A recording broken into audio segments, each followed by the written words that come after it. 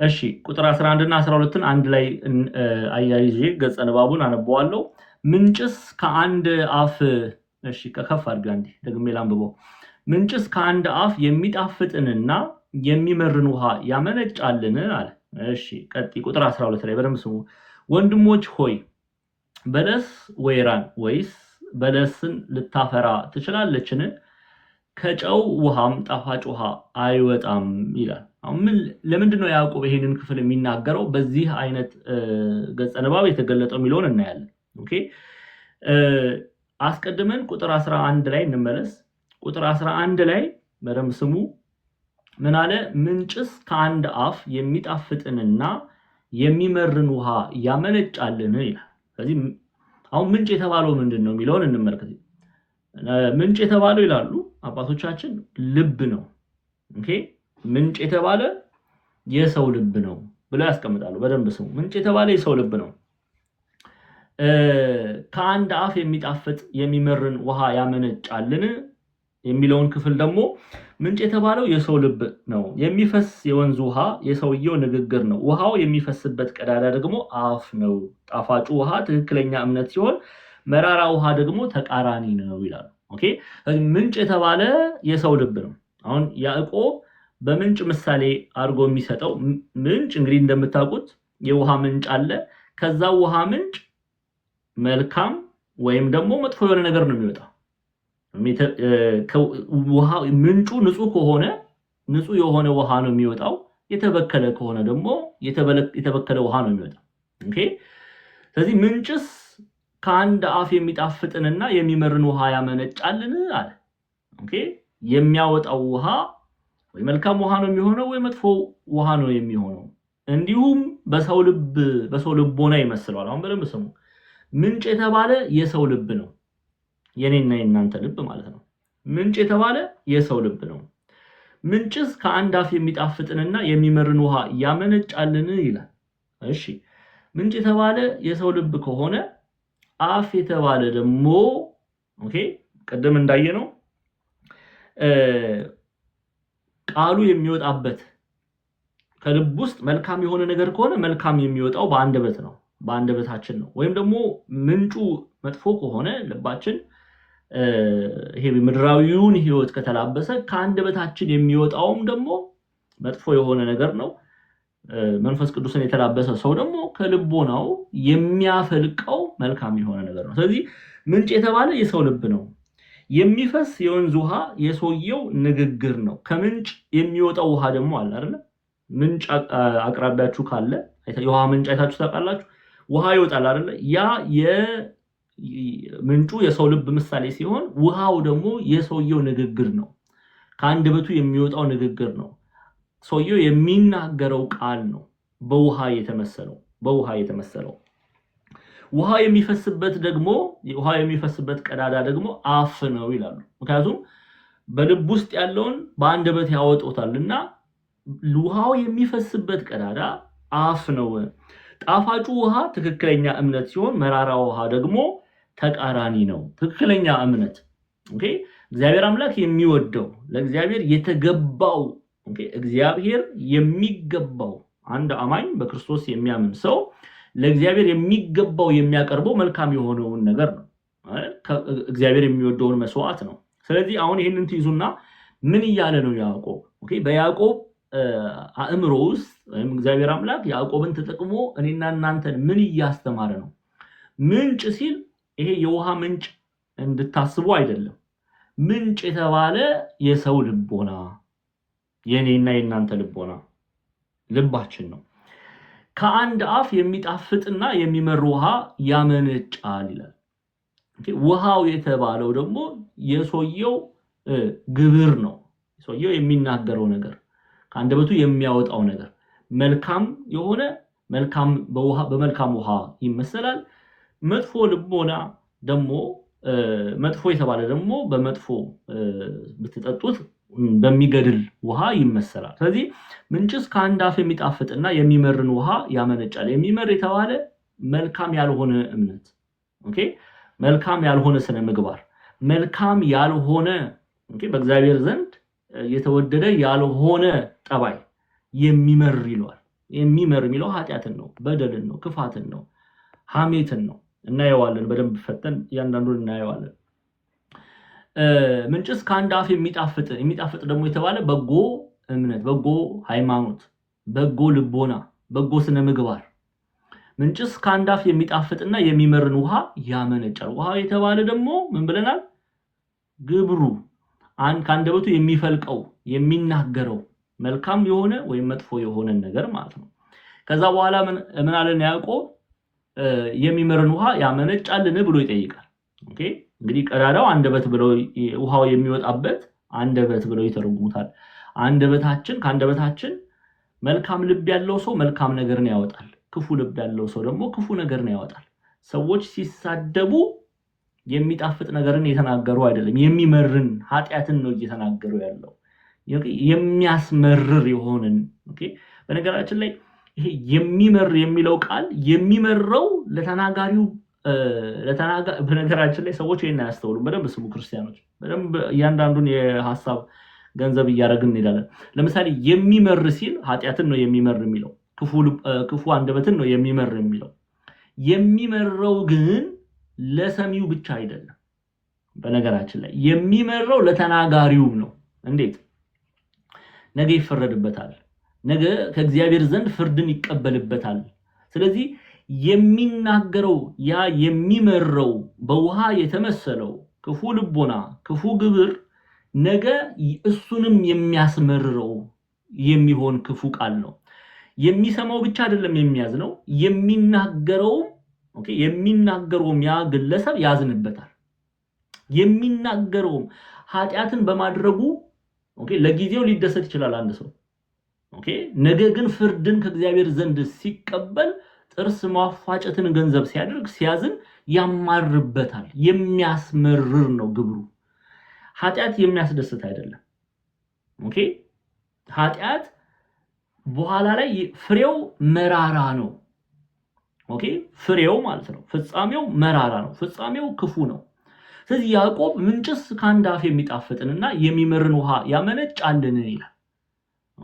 ስለዚህ አንድ ምንጭ፣ አንድ በምንጭ የተመሰለ አንድ ልቦና ያለው ሰው ወይ ምንድነው የሚያደርገው? ወይ መልካም ነገርን ያፈልቃል ወይ መጥፎ ነገርን ያፈልቃል። ሁለት ነገርን ሊያፈልቅ አይችልም።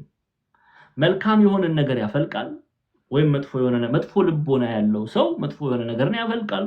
መልካም ልቦና ያለው ሰው መልካም የሆነ ነገር በእግዚአብሔር የተወደደውን መልካሙን መስዋዕት ምን ይላል? ያፈልቃል። ምንጩ መልካም ከሆነ የሰው ልቦና ማለት ነው። ልቡ ንጹህ የሆነ ሰው፣ ልቡ ከእግዚአብሔር ጋር የተስማማ ሰው የሚያፈልቀው መልካም የሆነውን ነው። ልቡ ደግሞ መልካም ያልሆነ ሰው በኃጢአት የሚመላለስ ሰው የሚያፈልቀው መጥፎ የሆነውን ኃጢአት በደል ነው። የረከሰውን ነገር ነው። ግን በሁለቱም በኩል በደንብ አድርጋችሁ ስሙኝ፣ በሁለቱም በኩል የሚያፈልቀው መልካም ልቦና ያለው መልካም ያፈልቃል፣ መጥፎ ልቦና ያለው መጥፎ ያፈልቃል። መልካም ልቦና ያለው የሚያፈልቀው ውሃ እርሱንም ያጠጣዋል፣ የሚሰማውንም ያረካል፣ የሚሰማውንም ያጠጣል፣ የሚሰማውንም ያሳርፋል። በተመሳሳይ መልኩ መጥፎ ልቦና ያለው ደግሞ የሚያፈልቀው ክፉ የሆነው ይሄ የማይጣፍጥ የተባለው በውሃ የተመሰለው ግብሩ እርሱንም ይጎዳዋል፣ የሚሰሙ ሰዎችንም ይጎዳል። ስለዚህ እዚህ ጋር እንድናቀና እንድንረዳ የምፈልገው ምንጭ የተባለ ምንድነው? የሰው ልቦና ነው። ያዕቆብ ምንጭስ ሲል የኔና የናንተን ልቦና ነው እየተናገረ ያለው። ከአንድ አፍ የሚጣፍጥና የሚመር ውሃ ያመነጫል ሲል አፍ የተባለው የሚፈስበት ከምንጩ የሚፈሰው ቀዳዳ በአፍ ይመሰላል። ምክንያቱም ክፉ ቃል ከአንደበት ይወጣልና። በልብ የምትይዙት በአንደበት ነው። ሰው በልቡ ክፉ ነገር ከያዘ በአንደበቱ ይናገራል አይደል? በአንደበቱ ይናገራል። ስለዚህ ያንን ምንጩ የሚፈስበት ቀዳዳ ይሉታል። ተመሳሳይ ደግሞ ምንጭስ ከአንድ አፍ የሚጣፍጥና የሚመርን ውሃ ያመነጫል። የሚጣፍጥ የተባለ መልካም ሃይማኖት ተብሎ ይተረጉማል። በጎ ሃይማኖት ተብሎ ይተረጉማል።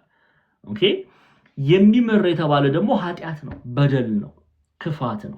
ስለዚህ ሁላችንም ቆም ብለን የትኛው ምንጭ ነው ከኛ ውስጥ የሚፈልቀው የሚለውን መፈተሽ ያስፈልጋል። ለምን ይነግረናል ያዕቆብ። አሁን ለምን መፈተሽ እንዳለብን ይነግረናል። ከዛ በፊት ቁጥር 12ን እንመልከት። እዛው ላይ ወንድሞቼ ሆይ በለስ ወይራን ወይስ በለስን ልታፈራ ትችላለችን? ከጨው ውሃም ጣፋጭ ውሃ አይወጣም ብሎ አስቀመጠ። እንግዲህ ምን እያለ ነው? እያነጻጸረ ነው። ያዕቆብ አሁን በንጽጽር እየገለጸን ነው። ክፉ ልቦና ካለው ሰው ክፉ ነገር ነው የሚወጣው። የሰማችሁ ነው አይደል? ክፉ ልቦና ያለው ሰው፣ ልቡ ክፉ የሆነ ሰው ክፉ የሆነ ነው ከአንደበቱ የሚያወጣው የሚያፈልቀው። ኦኬ፣ ክፉ የሆነ ሰው፣ ለእግዚአብሔር የማይገዛ ሰው፣ ኦኬ፣ በእግዚአብሔርን የማይወድ ሰው፣ በእግዚአብሔር ቃል የማይመላለስ ሰው ከአንደበቱ ስድብ ነው የሚወጣው፣ ከአንደበቱ ርግማን ነው የሚወጣው፣ ከአንደበቱ ክፉ ነገር ነው የሚወጣው። ኦኬ፣ በዚሁ መጠን ደግሞ መልካም ልቦና ያለው ሰው መልካም ነገርን ነው የሚያፈልቀው። እግዚአብሔርን የሚወድ ሰው፣ በእግዚአብሔር እውነት የሚመላለስ ሰው፣ እግዚአብሔርን የሚያከብር ሰው፣ እግዚአብሔርን በእውነት የሚወድ ሰው ምን አይነት ልቦና ምን አይነት ነገርን ነው የሚያፈልቀው? እሺ ወንድማችን ጳላድ መጥቷል። አንድ ሰው በፈቃድ በአንድ ሰው ፋንታ አስገባዋለሁ። እሺ ስለዚህ የሚያፈልቀው መልካም የሆነ ነገር ነው ማለት ነው። መልካም የሆነ ነገር ነው። እኔ ታች ለሆነ መምህር እሺ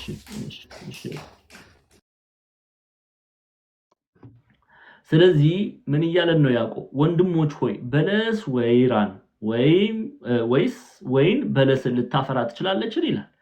በለስ ወይራን ወይስ ወይን በለስን ልታፈራ ትችላለችን? ከጨው ውሃም ጣፋጭ ውሃ አይወጣም ማለት እና የሚያፈራው ከተፈጥሮ ውጪ ቢያፈራ ይሄ የተገባ አይደለም።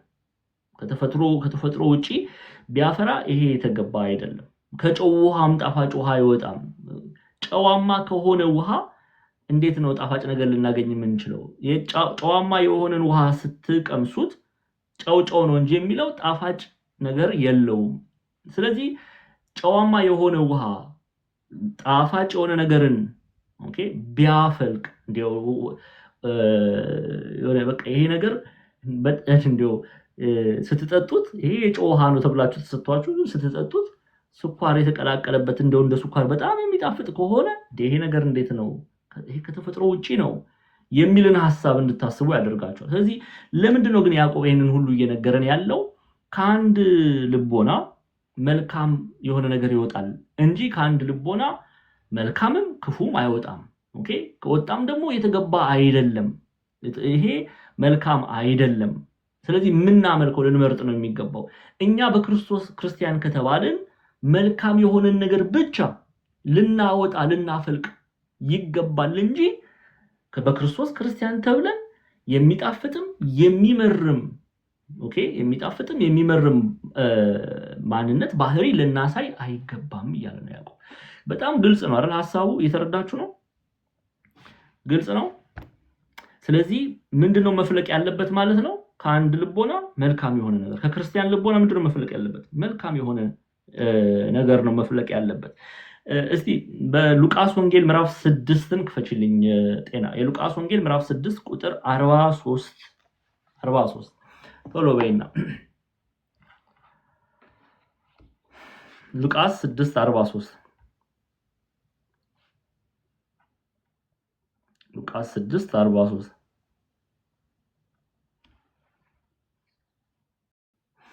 እሺ ይኸው ክፉ ፍሬ የሚያደርግ መልካም ዛፍ የለምና እንዲሁም እሺ መልካም ፍሬ የሚያደርግ ክፉ ዛፍ የለምና። መልካም ዛፍ መልካም ፍሬ ነው የሚያወጣው። እንዲሁም ደግሞ ክፉ ዛፍ ምንድን ነው የሚያበቅለው? ክፉ የሆነን ነገር። ለምሳሌ እናንተ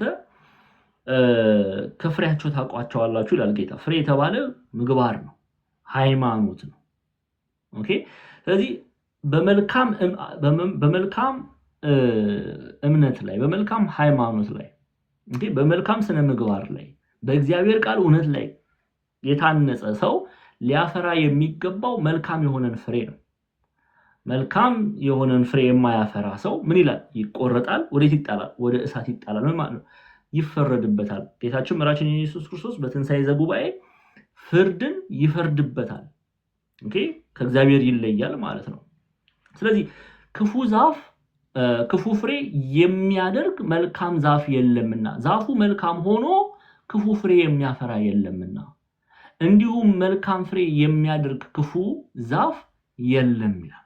በነገራችን ላይ በተመሳሳይ ማቴዎስ ወንጌል ላይ ምዕራፍ 12 እናየዋለን። ይህን ገጸ ንባብ የማቴዎስ ወንጌል ምዕራፍ 12 ቁጥር 33 ላይ አንዴ ክፈችልኝ፣ ሁለቱንም እንመልከተው። የማቴዎስ ወንጌል ምዕራፍ 12 ቁጥር 33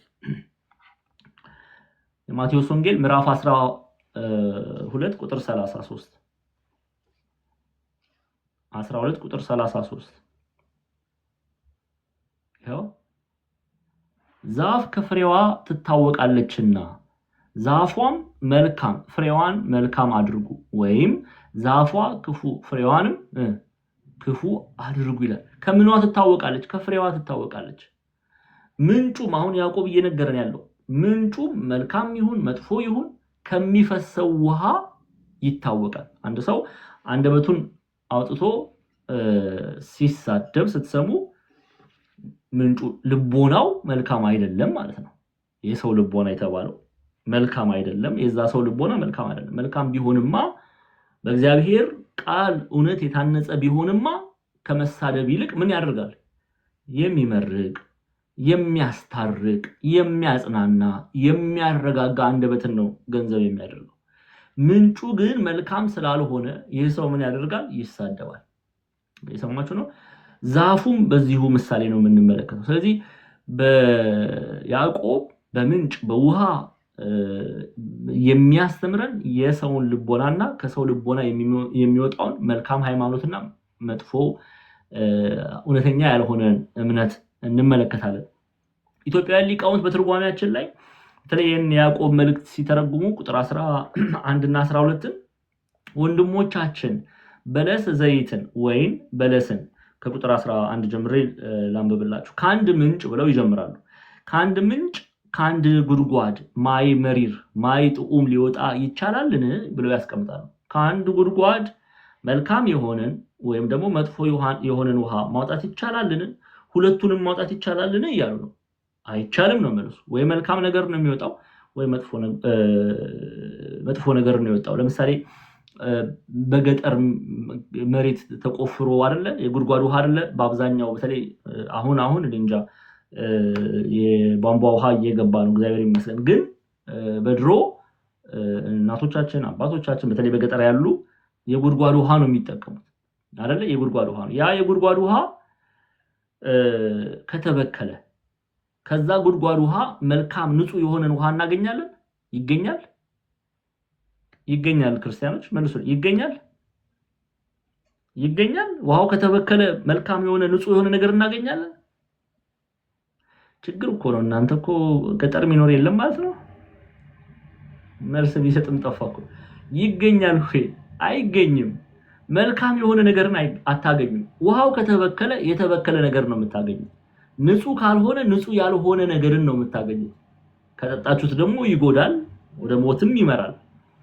እንዲሁ ኦኬ መልካም የሆነ ጉድጓድ ኦኬ በደንብ ተጠበቀ ጉድጓድ መጥፎ ነገር እንዳይገባበት እንዳይበከል ተጠብቆ የቆየ ጉድጓድ ስታወጡት ውሃው ንጹህ ነው፣ አልተበከለማ። ስለዚህ ምን እያሉ ነው? ከአንድ ምንጭ ከአንድ ጉድጓድ ማይ መሪር ማይ ጥዑም ሊወጣ ይቻላልን? ማይ ጥዑም በሀገራችን የሚጠጣ ነው ይላሉ አበው። ማይ መሪር አምቦ ነው፣ ይህስ ምግብነት ያለው ነው ብሎ ባህረ ጽዮን ነው። በሀገራችን ማይ ጥዑም የሚጠጣ ነው። ወንድሞቻችን በለስ ዘይትን ወይን በለስን ማፍራት ይቻለዋልን? ማለት በለስ ዘይትን ወይን በለስን ማፍራት እንዳይቻለው ማይ መሪር ማይ ጥዑም ማይ መሪር አይሆንም። እንደዚህም ነብየ ጽድቅ ነብየ ሐሰት ነብየ ጽድቅን አይሆንም። የጽድቅ ነብይ የሐሰት ነብይ ሊሆን አይችልም። እነ ኤልያስ እነ ኤርሚያስ እነ ሙሴ የእውነት ነቢያት ናቸው እንጂ የሐሰት ነቢያት ልናደርጋቸው አንችልም። እንዲሁም ደግሞ የሐሰት ነቢያት ነብየ ጽድቅ የተባሉ አሉ። ደግሞ የሐሰት ነቢያት ደግሞ የእውነት ነቢያት ልናደርጋቸው አንችልም። ለምሳሌ እውነተኞቹ ዲያቆናትን እናገኛለን፣ ሐሰተኞቹ ዲያቆናትን እናገኛለን። ለምሳሌ እንደነ እስጢፋኖስ ዲያቆን እስጢፋኖስ እናገኛለን። ከእውነተኞቹ ዲያቆናት ስንመድበው ሐሰተኞቹ ዲያቆናት ደግሞ እንደ በሐዋርያት ሥራ ምዕራፍ 6 ቁጥር 5 ላይ እንደተዘረዘረው እንደነ ዲያቆን ኒቆላዎስን እናገኛለን። ኦኬ ከሐሰተኞቹ የሚመደበው ጌታችን መራችን ኢየሱስ ክርስቶስ በኤፌሶን ቤተክርስቲያን የኒቆላውያንን ሥራ ጠልተሃል የተባለው ማለት ነው። ስለዚህ ኒቆላዎስን እስጢፋኖስን ኒቆላዎስ ማድረግ አይቻልም እንደማለት ነው። ኦኬ ለዛ ነው ነብየ ሐሰት ነብየ ጽድቅ አይሆንም ብለው አቦ የሚያስቀምጡ። ስለዚህ ከአንድ ልቦና ወይ መልካም ነገር ይወጣል ወይ መጥፎ ነገር ይወጣል። አሁን ቀደምም ተመልክተን ከኛ ልቦና ምንድነው መውጣት ያለበት? ክርስቲያን የተባለ ሰው በክርስቶስ ክርስቲያን የተባለ ሰው ክርስቶስን በእውነት በጽድቅ አመልካለሁ የሚል ሰው ጌታችን መራሽ ኢየሱስ ክርስቶስን አምናለሁ፣ አምላክነቱን፣ ቤዛነቱን፣ መሲህነቱን አምናለሁ፣ የእግዚአብሔር ልጅነቱን አምናለሁ፣ እግዚአብሔር መሆኑን አምናለሁ የሚል ሰው ከአባትነቱን አምናለሁ የሚል ሰው ማንን ነው መምሰል ያለበት? ምንድነው ማፍለቅ ያለበት? ልቦናው ማፍለቅ ያለበት ምንድነው የሚለውን ቆም ብለን እንድናስብ ነው ያዕቆብ በዚህ አይነት ገጸ ንባብ የተገለጸና ከኛ ልቦና መውጣት ያለበት መልካም የሆነ ነገር ነው። ለምንድነው ይሄንን መነግራችሁ? ምክንያቱም ከኛ ልቦና የሚፈልቀው መልካም ካልሆነ ምንጩ መልካም እንዳልሆነ እንድንረዳ ያዕቆብ ይፈልጋል። ሰው ከአንደበቱ መጥፎ ነገር የሚወጣ ከሆነ ከአንደበቱ መልካም ያልሆነ ነገር የሚያፈልቅ ከሆነ ልቦናው ምንጩ መልካም አይደለም። ኦኬ ስለዚህ ይሄንን እንድናቅ ነው ያዕቆብ በዚህ መልኩ የሚያስቀምጥልን። እሺ አንዴ ወደ ያዕቆብ መልእክት እንመለስ። ያዕቆብ መልእክት ተመለሽልኝ።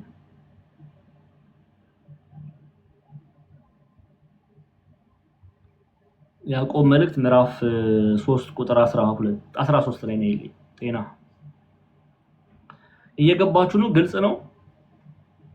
ሌላ ምሳሌ መስጠት ይችላል በደንብ እናንተ እንድትረዱ፣ ግን ግልጽ ነው ሐሳቡ? ገስት ላይ ያላችሁ መልሱልኝ እንጂ። እሺ እንቀጥል። ቁጥር 13 ላይ ነው ይልኝ። 13 ጤና እሺ ከናንተ ጥበበኛና አስተዋይ ማን ነው? በመልካም አኗዋሩ ስራውን በጥበብ የዋህነት ያሳያል። አሁን እስቲ ጥበብ ለኔና ለእናንተ ምንድነው ጥበብ? በእግዚአብሔር የተወደደው ጥበብ። አንዳንድ ሰዎች ጥበብ የሚለውን ሐሳብ ምንድነው የሚያደርጉት? የጥበብ መልኳ ሁላችሁንም ማለት አይደለም፣ ግን ለአንዳንድ ሰው የጥበብ መልኳ በምድራዊ ዕውቀት መበርታት የሚመስላቸው ብዙ ሰዎች አሉ። በቃ ትምህርት ቤት ሄዶ ተምሮ ዲግሪ መያዝ፣ ዶክትሬት መያዝ፣ ማስተርስ መያዝ፣ እነዚህ ነገሮች ጥበብ ናቸው፣ በቃ የጥበብ ጥግ ናቸው ብለው የሚያስቡ ሰዎች አሉ። ጥበብ ግን ክርስቲያኖች መንፈሳዊው ጥበብ በእግዚአብሔር የተወደደው ጥበብ ምን እግዚአብሔርን መፍራት። ጥበበኛ ሰው የምንለው እግዚአብሔርን የሚፈራ ሰው ነው። እግዚአብሔርን የሚፈራ ሰው ጥበበኛ ሰው ብለን እንጠራዋለን። ምን ማለት ነው? እስቲ መጽሐፍ ቅዱስ ምን ይለናል? በዚህ በመጽሐፈ ምሳሌ ጠቢቡ ሰለሞን፣ እንግዲህ ከጠቢቡ ሰለሞን በላይ ስለ ጥበብ ማን ይናገር? ጥበብን እግዚአብሔርን ለምኖ የጥበብ ጌታዋ ከሆነው ከእግዚአብሔር ዘንድ ጥበብን የተቀበለ ነው ጠቢቡ ሰለሞን። ምን ብሎ ይመክረናል? በደንብ ስሙ። መጽሐፈ ምሳሌ ምዕራፍ 1 ቁጥር 7 ክፈችልኝ። ጤና ቶሎ እሺ። እንዲህ ብሏል፣ የጥበብ መጀመሪያ ጤና። ኦኬ ኧረ ተይ፣ የት ሄድሽ? ይሄ ሁሉ ሰው ቁጭ ብሎ እየተማረ ተይ ጥበብዬ፣ ጤናዬ፣ ኧረ ተይ። ኦኬ ኔትወርክ ነው። እሺ እንጠብቃት፣ ችግር የለም። መጽሐፈ ምሳሌ ምዕራፍ 1 ቁጥር 7 እንዲያዩት ስለምፈልግ እኮ ነው። አለሽ ነው ወይስ ማዳም መጣች?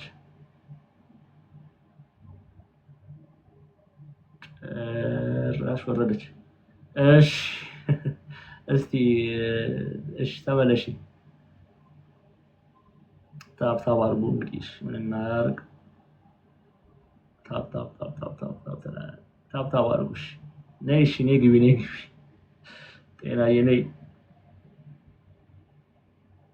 መምህር ዘላለም እንዴት ኖት? ሰላም ብለናል። ይግቡ ይግቡ። ታኒ ላስገባቸው። መምህር ዘላለም መጥተው ነው።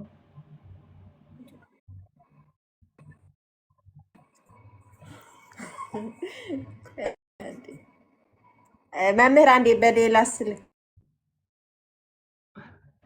ያንዴ ቆይ። እሺ ችግር የለም። እንዲያለኝ ነው። አንዴ በኤደን ከኔ ጋር ስለሆነች በሷ ስልክ ላሳይ። መልካም። እሺ ያንቺ ራሱ ኔትወርኩ ተመሳሳይ ነው።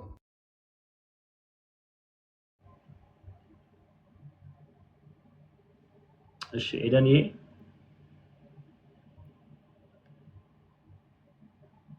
እሺ ይሁን። መልካም ቆንጆ ነው። እሺ የጥበብ መጀመሪያ እግዚአብሔርን መፍራት ነው። ሰነፎች ግን ጥበብንና እግዚአብሔርን መምሪዬ ሰላም ይበሉን እስቲ።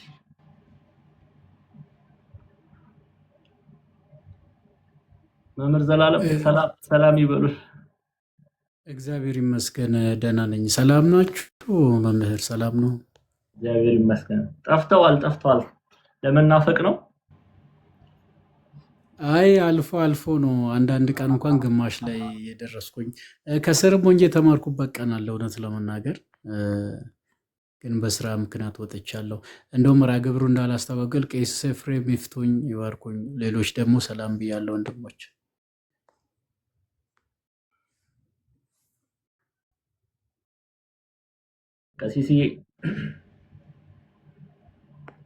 ቀሲስ ኔትወርክ እያስቸገራቸው ነው። ዛሬ ኢትዮጵያ ያስቸገሯቸዋል። በኋላ ላይ ሲመለሱ እንደዛ እናድርግ። እሺ በዚህ አጋጣሚ መምህር ዘላለም ማክሰኞ የፊታችን ማክሰኞ ጉባኤ እስጢፋኖስ ይጀምራልና እንዲያው እዚሁ ባለህበት አንተም ጳላድም ዲያቆን ክርስቶፎሮስም ቀሲስም ስላሉ እዚህም ላሉት እህት ወንድሞች ለመናገር ያህል ፊታችን ማክሰኞ ጉባኤ እስጢፋኖስ ይጀምራልና በዚህ አጋጣሚ ልንገሮት ብዬ ነው። እሺ መምህር አመሰግናለሁ። እሺ እግዚአብሔር ያክብርልኝ። እሺ መጽሐፈ ምሳሌ ምዕራፍ 1 ቁጥር 7 ላይ የጥበብ መጀመሪያ እግዚአብሔርን መፍራት ነው፣ ሰነፎች ግን ጥበብንና ተግዛዝን ይንቃሉ ይላል። ይሄን የሚናገረው ጠቢቡ ሰሎሞን ነው። እንግዲህ ያዕቆብ አስቀድሞ ምን ብሎናል? ጥበብ መንፈሳዊው ጥበብ በእግዚአብሔር የተወደደው ጥበብ ከናንተ መካከል ከናንተ ጥበበኛ አስተዋይ ማን ነው? በመልካም አኗዋሩ ስራውን በጥበብ የዋህነት ያሳያል። የእግዚአብሔርን ቃል አምኖ በእምነት የሚገልጽ በነገራችን ላይ ብዙ ጊዜ ደግሜ ተናግሬያለሁ። በተለይ መግቢያው ላይ ያዕቆብ መልእክት መግቢያ ላይ ያዕቆብ መልእክቱን ሲጽፍ መልእክቱን የሚጽፍላቸው ያመኑ ናቸው። አምነዋል በክርስቶስ አምላክነት ያመኑ ግን አይሁዳውያን የሆኑ ናቸው። በተለያየ ፈተና ውስጥ በልዩ ልዩ ፈተና ውስጥ በአራቱም የምድር ማዕዘናት የተበተኑ ናቸው። እጅ የተጫነባቸው በክርስቶስ ኢየሱስ በማመናቸው ምክንያት ፈተና እየደረሰባቸው ያሉ ናቸው። ኦኬ ስለዚህ ወንድሞቼ እያሉ ይሄ ወንድሞቼ የሚለው ቃል በእምነት ስለሚመስሉት ነው ወንድሞቼ እያለ የሚጠራቸው። ኦኬ በእምነት ብቻ ሳይሆን በአንድ ሀገር ህዝብ የአንድ ሀገር ሰዎችም ናቸው። ወንድም የሚለው እሱ ፍቹ በብዙ ነው የምንፈታው። ከአንድ እናትና ከአንድ አባት ለተወለዱ ብቻ አንጠቀምም። መጽሐፍ ቅዱሳዊ እውነቱ ያ አይደለም። ኦኬ የአንድ ሀገር ሰዎች ወንድሞች ተብለው ይጠራሉ። በአንድ እምነት የሚመስሉ ሰዎች ወንድሞች ተብለው ይጠራሉ። ኤኒዌይስ እዚህ ክፍል ላይ ያዕቆብ ወንድሞቼ የሚላቸው በእምነት የሚመስሉት ናቸው። ኦኬ በእውነትም ወንድሞቹ ናቸው፣ በእምነት የሚመስሉት ናቸው። እነሱ በክርስቶስ ኢየሱስ ያምናሉ፣ እርሱ በክርስቶስ ኢየሱስ ያምናል፣ መጽሐፍ ይነግረናል። ስለዚህ ማመን ብቻ ደግሞ አይደለም፣ በጸሎት የበረታ ሐዋርያ ነው። ስለዚህ ከናንተ በክርስቶስ ኢየሱስ እናምናለን ከምትሉ እምነትን ከስራ ጋር ያስተባበረ ጥበበኛ ማን ነው? ከናንተ ጥበበኛና አስተዋይ ማን ነው? በመልካም አኗዋሩ ስራውን በጥበብ የዋህነት ያሳየ ይላል። ኦኬ ጥበበኛ የሚባለው ሰው እግዚአብሔርን የሚፈራ ሰው ነው። ለዛ ነው አስቀድመን በዚህ በመጽሐፈ ምሳሌ ምዕራፍ 1 ቁጥር 7 ላይ ጠቢቡ ሰለሞን ምን ብሎናል? የጥበብ መጀመሪያ ማንን መፍራት ነው? እግዚአብሔርን መፍራት ነው። ሰዎች እግዚአብሔርን ሲፈሩ፣ እግዚአብሔርን ሲያከብሩ፣ እግዚአብሔርን በእውነት ሲወዱ፣ መውደዳቸውንም ደግሞ በጥበብ በሚሰሩት ስራ ሲገልጹ ያ ሰው ጥበበኛ ነው። ኦኬ አስተዋይ ሰው ነው የሚባለው። እውነተኛዋ ጥበብ እቺ ናት። ኦኬ መንፈሳዊው ጥበብ፣ እውነተኛው ጥበብ፣ በእግዚአብሔር የተወደደው ጥበብ ይህቺ ናት እንጂ እግዚአብሔር የሌለበት ዶክትሬት፣ እግዚአብሔር የሌለበት ማስተርስ ዲግሪ፣ እግዚአብሔር የሌለበት ባችለር ዲግሪ፣ እግዚአብሔር የሌለበት አሶሺየት ዲግሪ፣ እግዚአብሔር የሌለበት የሃይ ስኩል ዲግሪ፣ እግዚአብሔር የሌለበት የሚድል ስኩልም ይመረቃሉ ዘንድሮ። ያ ሁሉ እግዚአብሔር የሌለበት ከሆነ ጥበብ የለም። ጥበብ ራሱ እግዚአብሔር ነው። ኦኬ ጥበብ ራሱ እግዚአብሔር ብርሃን ነውና፣ እግዚአብሔር ሰላም ነውና፣ እግዚአብሔር ጥበብ ነው። እርሱ የጥበብ ምንጭ ነው። ኦኬ ስለዚህ እግዚአብሔር የሌለበት ማንኛውም ነገር ጥበብ የተሞላበት ብለን ልንናገር አንደፍርም። ዛሬ ላይ በጣም ብዙ ሳይንቲስቶች አሉ እግዚአብሔርን የማያውቁ ግን ኦኬ ጥበበኞች ናቸው ብላ ዓለም ያጨበጨበችላቸው። በፊዚክሱ ብትሉ፣ በኬሚስትሪው ብትሉ፣ በሳይንስ ላይ በማቴማቲክስ በቃ ከሌኮ ጥበበኛ ነው ብላ ዓለም የምታጨበጭብላቸው። በመንፈሳዊ መነጽር ግን እነዛ ሰዎች ለመንፈሳዊ ሰው ጥበበኞች አይደሉም። ለምን? የጥበብ የተባለ እግዚአብሔር በእነርሱ ውስጥ የለምና። መንፈሳዊው ጥበብ በእግዚአብሔር የተወደደው ጥበብ እግዚአብሔርን መፍራት ነው። ስለ ሌሎቹ ጥበቦች አያስፈልጉም ወይም ደግሞ ይሄ ምድራዊ ዕውቀት አያስፈልግም እያልን አይደለም። እግዚአብሔር የሌለበት ምድራዊ ጥበብ ግን ጥበብ አይደለም፣ ስንፍና እንጂ። እግዚአብሔር የሌለበት ምድራዊ ዕውቀት አይደለም፣ ኦኬ ስንፍና እንጂ። ስለዚህ ይሄንን እንድናቅ ነው የጥበብ መጀመሪያ ያለ ጠቢቡ ሰለሞን። ኦኬ እግዚአብሔርን ምን ማለት ነው? መፍራት። ስለዚህ ጥበብን የሚሻ ሰው ምን ነው የሚያደርገው? እግዚአብሔርን ይፈራል፣ እግዚአብሔርን ያከብራል። በህይወቱ ደግሞ እግዚአብሔርን እንደሚወድ ገልጦ ያሳያል። አሁን የተቸገርነው እዚህ ጋር ነው። ዲያቆን ዛማኑኤልም ቢሆን እታችን ጤናም ቢሆን ሁላችንም የተቸገርነው እዚህ ጋር ገልጠን ማሳየት፣ ጥበብን ገልጠን ማሳየት፣ ክርስቶስ በእኛ ውስጥ እንዲታይ ማድረግ። ያ ነው ጥበብ፣ ያ ነው መልካም አኗኗር የተባለው ክርስቲያኖች። ኦኬ ያ ነው መልካም አኗኗር የተባለው። ጥበበኛ የሚባል ሰው ምንጭ ከተባለ የሰው ልቦና ከዛ ምንጭ ከተባለ ደግሞ የሚፈልቀው ውሃ አለ አይደለ? የሚናገረው የአንደበቱ ቃል ህይወቱ ማለት ነው። ያንን አስተባብሮ የያዘ ሰው ከመልካም ልቦና መልካም ምንጭ የሚፈስ፣ ከመልካም ልቦና መልካም ውሃ የሚፈስ፣ የሚጣፍጥ ውሃ የሚፈስ ከሆነ እውነትም የዛ ሰው አኗኗሩ ጥበብ ነው፣ በጥበብ የተሞላ ነው፣ ጥበበኛ ነው ልንል እንችላለን። እስቲ መጽሐፈ ምሳሌ አንዴ እዛው ምዕራፍ 9 ቁጥር 10 ላይ ነው። ምዕራፍ 9 ቁጥር 10 ላይ ምዕራፍ 9 ቁጥር 10 ላይ 9:10 ላይ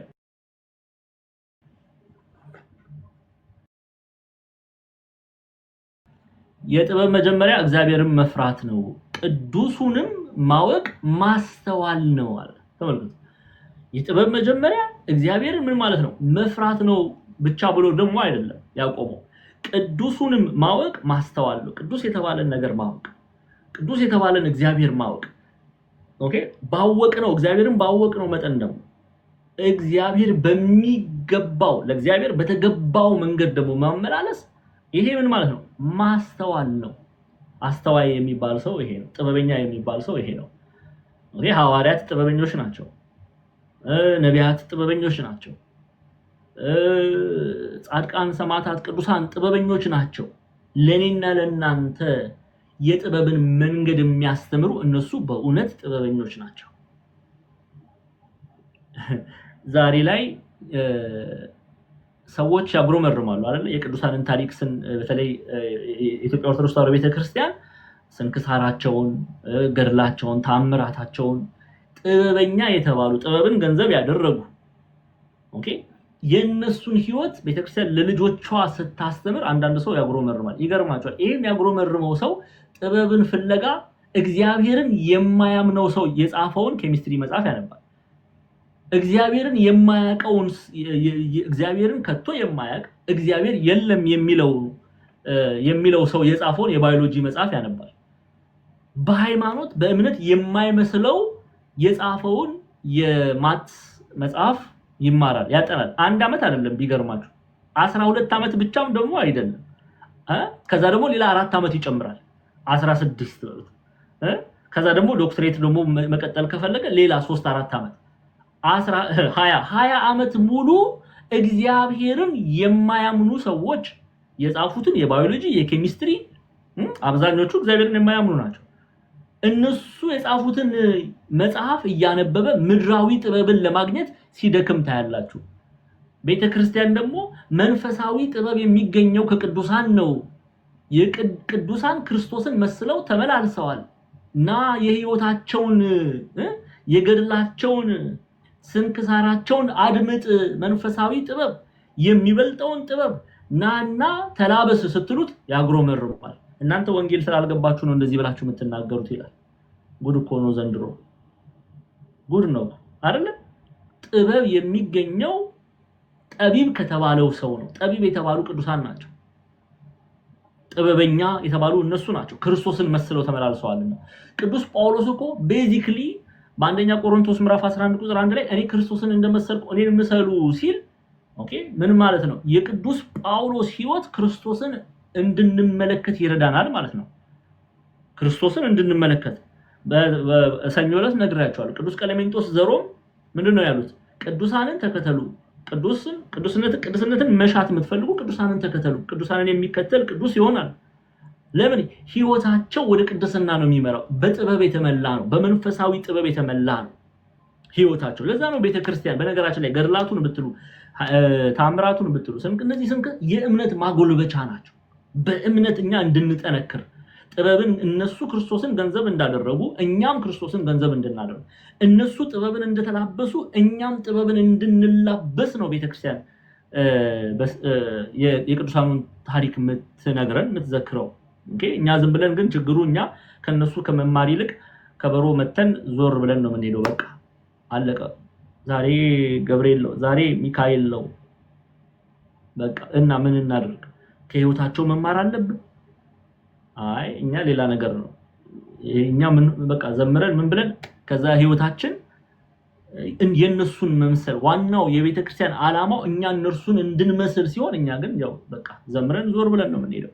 ይሄ የተገባ አይደለም። በነገራችን ላይ ለምንድን ነው የቅዱሳንን ገድላት ስታነቡ ማንበብ አይደለም በገድል ውስጥ እናንተ ለምሳሌ አባታችን ተክለ ሃይማኖት የተጋደሉትን መጋደል እኔ ለምንድን ነው ማለጋደለው እንድንል ነው ቤተክርስቲያን የነሱን ህይወታቸውን ሰልፍ ለኔና ለእናንተ የምትመግበን እነሱን እንድንመስል ማለት ነው። ኦኬ እና አርሴማን መልካም ነው ቅድስት አርሴማን መውደድ፣ ግን እኛ እርሷን እንድንመስል ነው ቤተክርስቲያን ስለ ቅድስት አርሴማ ገድል የምትነግረን። ሌላ እኮ ምንም እንኳን አይደለም። ለምን? ቅድስት አርሴማ የመሰለችው ክርስቶስ ነውና። እየተረዳችሁ ነው? እስቲ እሺ አንዴ ጤናዬ ትንቢተ ዳንኤል ምዕራፍ 12 ቁጥር 3ን ክፈችልኝ። ትንቢተ ዳንኤል ምዕራፍ 12 ቁጥር 3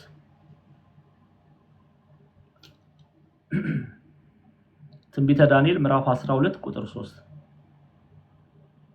ያው ጥበበኞቹም እንደ ሰማይ ጸዳል ብዙ ሰዎችንም ወደ ጽድቅ የሚመልሱ እንደ ከዋክብት ለዘላለም ይደምቃሉ ይላል። ጥበበኞቹም ማለት እሺ እንደ ሰማይ ጸዳል ብዙ ሰዎችንም ወደ ጽድቅ የሚመልሱ እንደ ከዋክብት ለዘላለም ይደምቃሉ። ለጻድቃን ለቅዱሳን የተነገረው ይሄ ክፍል በከዋክብት የተመሰሉ እነሱ ናቸው። እነዚህ ጻድቃን ቅዱሳን ሰማዕታት ናቸው። ሐሰተኞቹ በተንካራታች ከዋክብት ይመሰላሉ። እውነተኞቹ ጻድቃን ቅዱሳን ሐዋርያት ነቢያት ክርስቶስን የመሰሉ እነሱ ደግሞ ጥበበኞቹም እንደ ሰማይ ጸዳል ብዙ ሰዎችንም ወደ ጽድቅ የሚመልሱ እንደ ከዋክብት ለዘላለም ይደምቃሉ። ከዋክብት ይላቸዋል ቅዱሳን። ለምንድን ነው ብዙ ሰዎችን ወዴት ይመልሳሉ አለ? ጎበዝ መልሱልኝ እንጂ ወዴት ነው የሚመልሱት? ወደ ክርስቶስ ያመጣሉ። መንገዶች ናቸው። ቤተክርስቲያን እኮ ለምሳሌ እናታችን ቅድስት ድንግል ማርያምን ወደ መንግስተ ሰማያት እየመራች ትወስደናለች ሲል አንዳንዱ ጨዋ የሆነ ሰው ያሾፋል።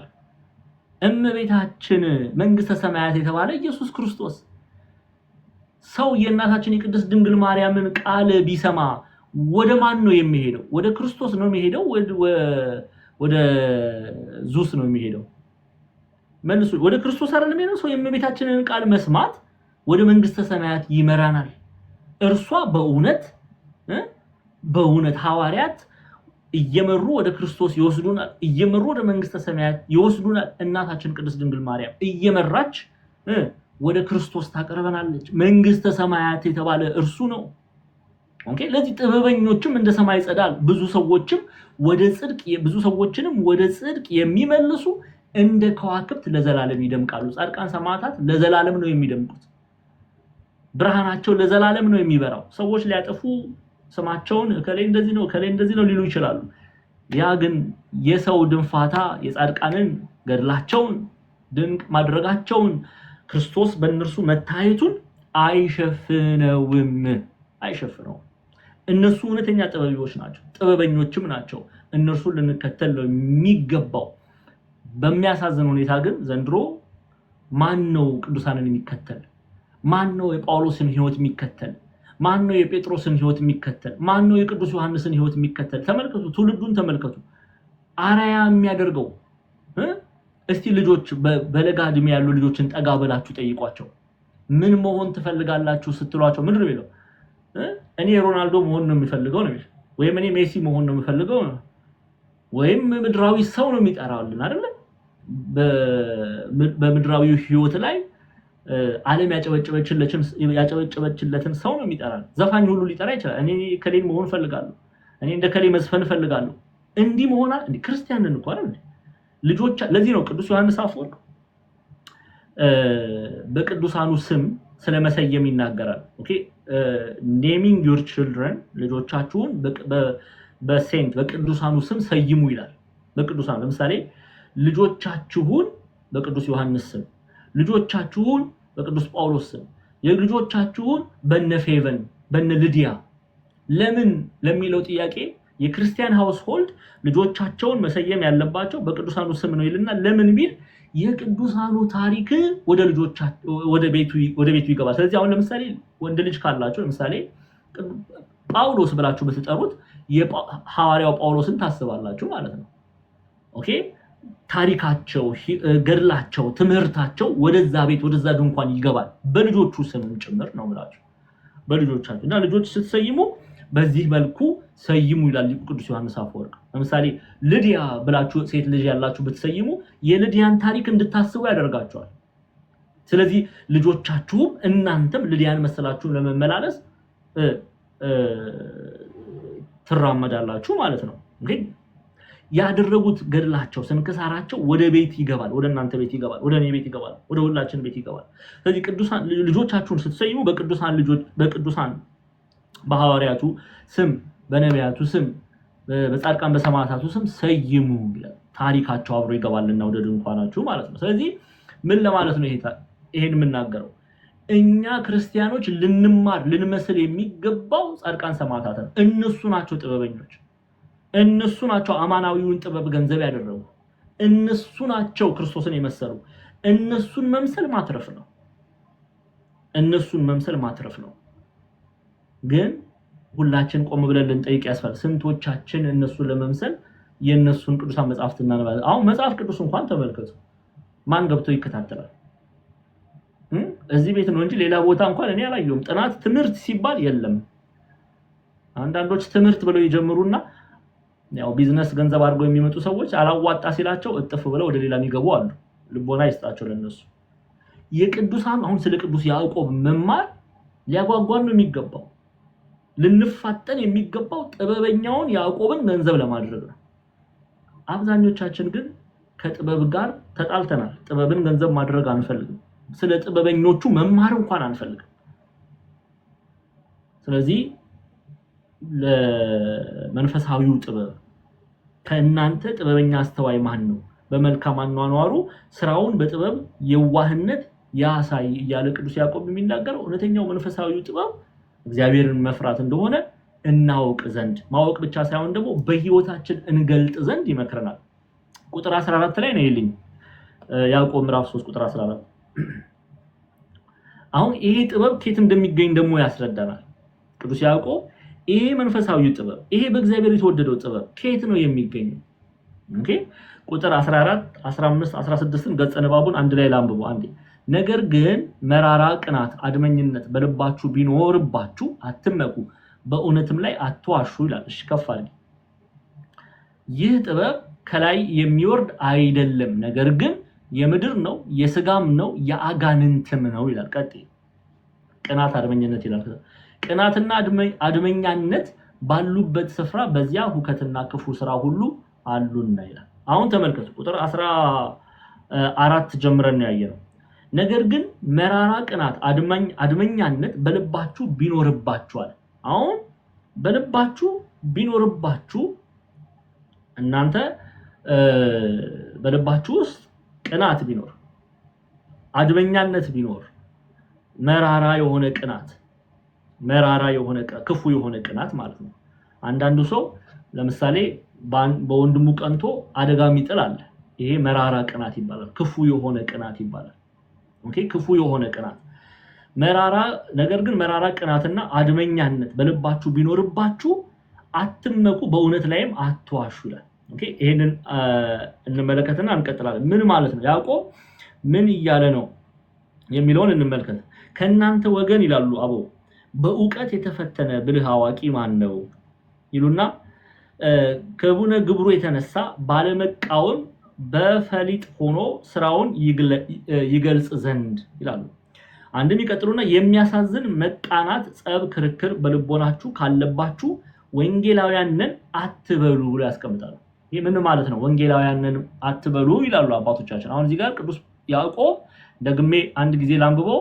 ነገር ግን መራራ ቅናት አድመኝነት በልባችሁ ቢኖርባችሁ እሺ አትመኩ፣ በእውነት ላይም አትዋሹ ይላል። ቀጥይ አንድ ደቂቃ ከፍ አድርጉ፣ ይቅርታ ጤና። ከዛ ይህ ጥበብ ከላይ የሚወርድ አይደለም፣ ነገር ግን የምድርም ነው፣ የስጋም ነው፣ የአጋንንትም ነው ካለ በኋላ ቀጠለና ደግሞ ያዕቆብ ደግሞ ቅናት አድመኝነት ባሉበት ስፍራ በዚያ ሁከት ክፉ ስራ ሁሉ አሉና ይላል። ጠቅለል አድርገን ወንጌላውያንን አትበሉ፣ እንዲህ አይነት ማንነት ያለባችሁ ወንጌላውያንን አትበሉ ይላሉ ኢትዮጵያ። ምን ማለት ነው ወንጌላውያንን ሲል? የወንጌል እውነት በእኛ አለ አትበሉ፣ እውነት በእኛ አለ አትበሉ። ለምንድን ነው እንደዚህ ብለው የሚናገሩት? ቁጥር 14 ላይ ነው። ነገር ግን መራራ ቅናት አድመኝነት በልባችሁ ቢኖርባችሁ አትመኩ፣ በእውነትም ላይ አትዋሹ። እውነተኛ አማኝ ነኝ አትበሉ፣ ወንጌላዊ ነኝ አትበሉ። ማለትም በወንጌል አምናለሁ አትበሉ። እግዚአብሔርን አውቃለሁ አትበሉ። እውነት የተባለ ክርስቶስን አውቃለሁ አትበሉ። ለምን? እግዚአብሔርን አታውቁትም። እግዚአብሔርን የሚያውቀው መራራ ቅናት አድመኝነት በልቡ የለም። እግዚአብሔርን የሚያውቀው እግዚአብሔርን ማወቁ የሚገልጸው ምንድነው? ወንድሙን በመውደድ ነው። እስቲ እንመልከት አንዴ ወደ ቅዱስ ዮሐንስ መልእክት አንደኛ ዮሐንስ መልእክትን ክፈችልኝ አንዴ። አንደኛ ዮሐንስ መልእክት ምዕራፍ 4 ቁጥር 20 እና 21 ላይ ነው። ምዕራፍ 4 ቁጥር 20 እና 21 አሁን እግዚአብሔርን አውቀዋለሁ።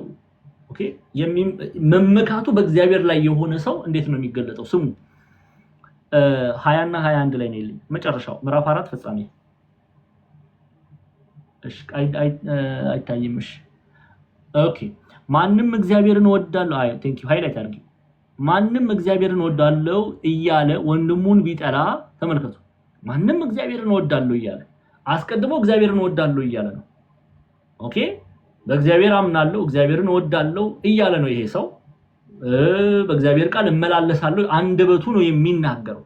አንደበቱ እንዲህ እያለ ነው። ስለዚህ ማንም እግዚአብሔርን ወዳለሁ እያለ ተመልከቱ። እግዚአብሔርን ወዳለው እያለ ወንድሙን ቢጠላ ይላል። ምኑን ቢጠላ አለ? ወንድሙን።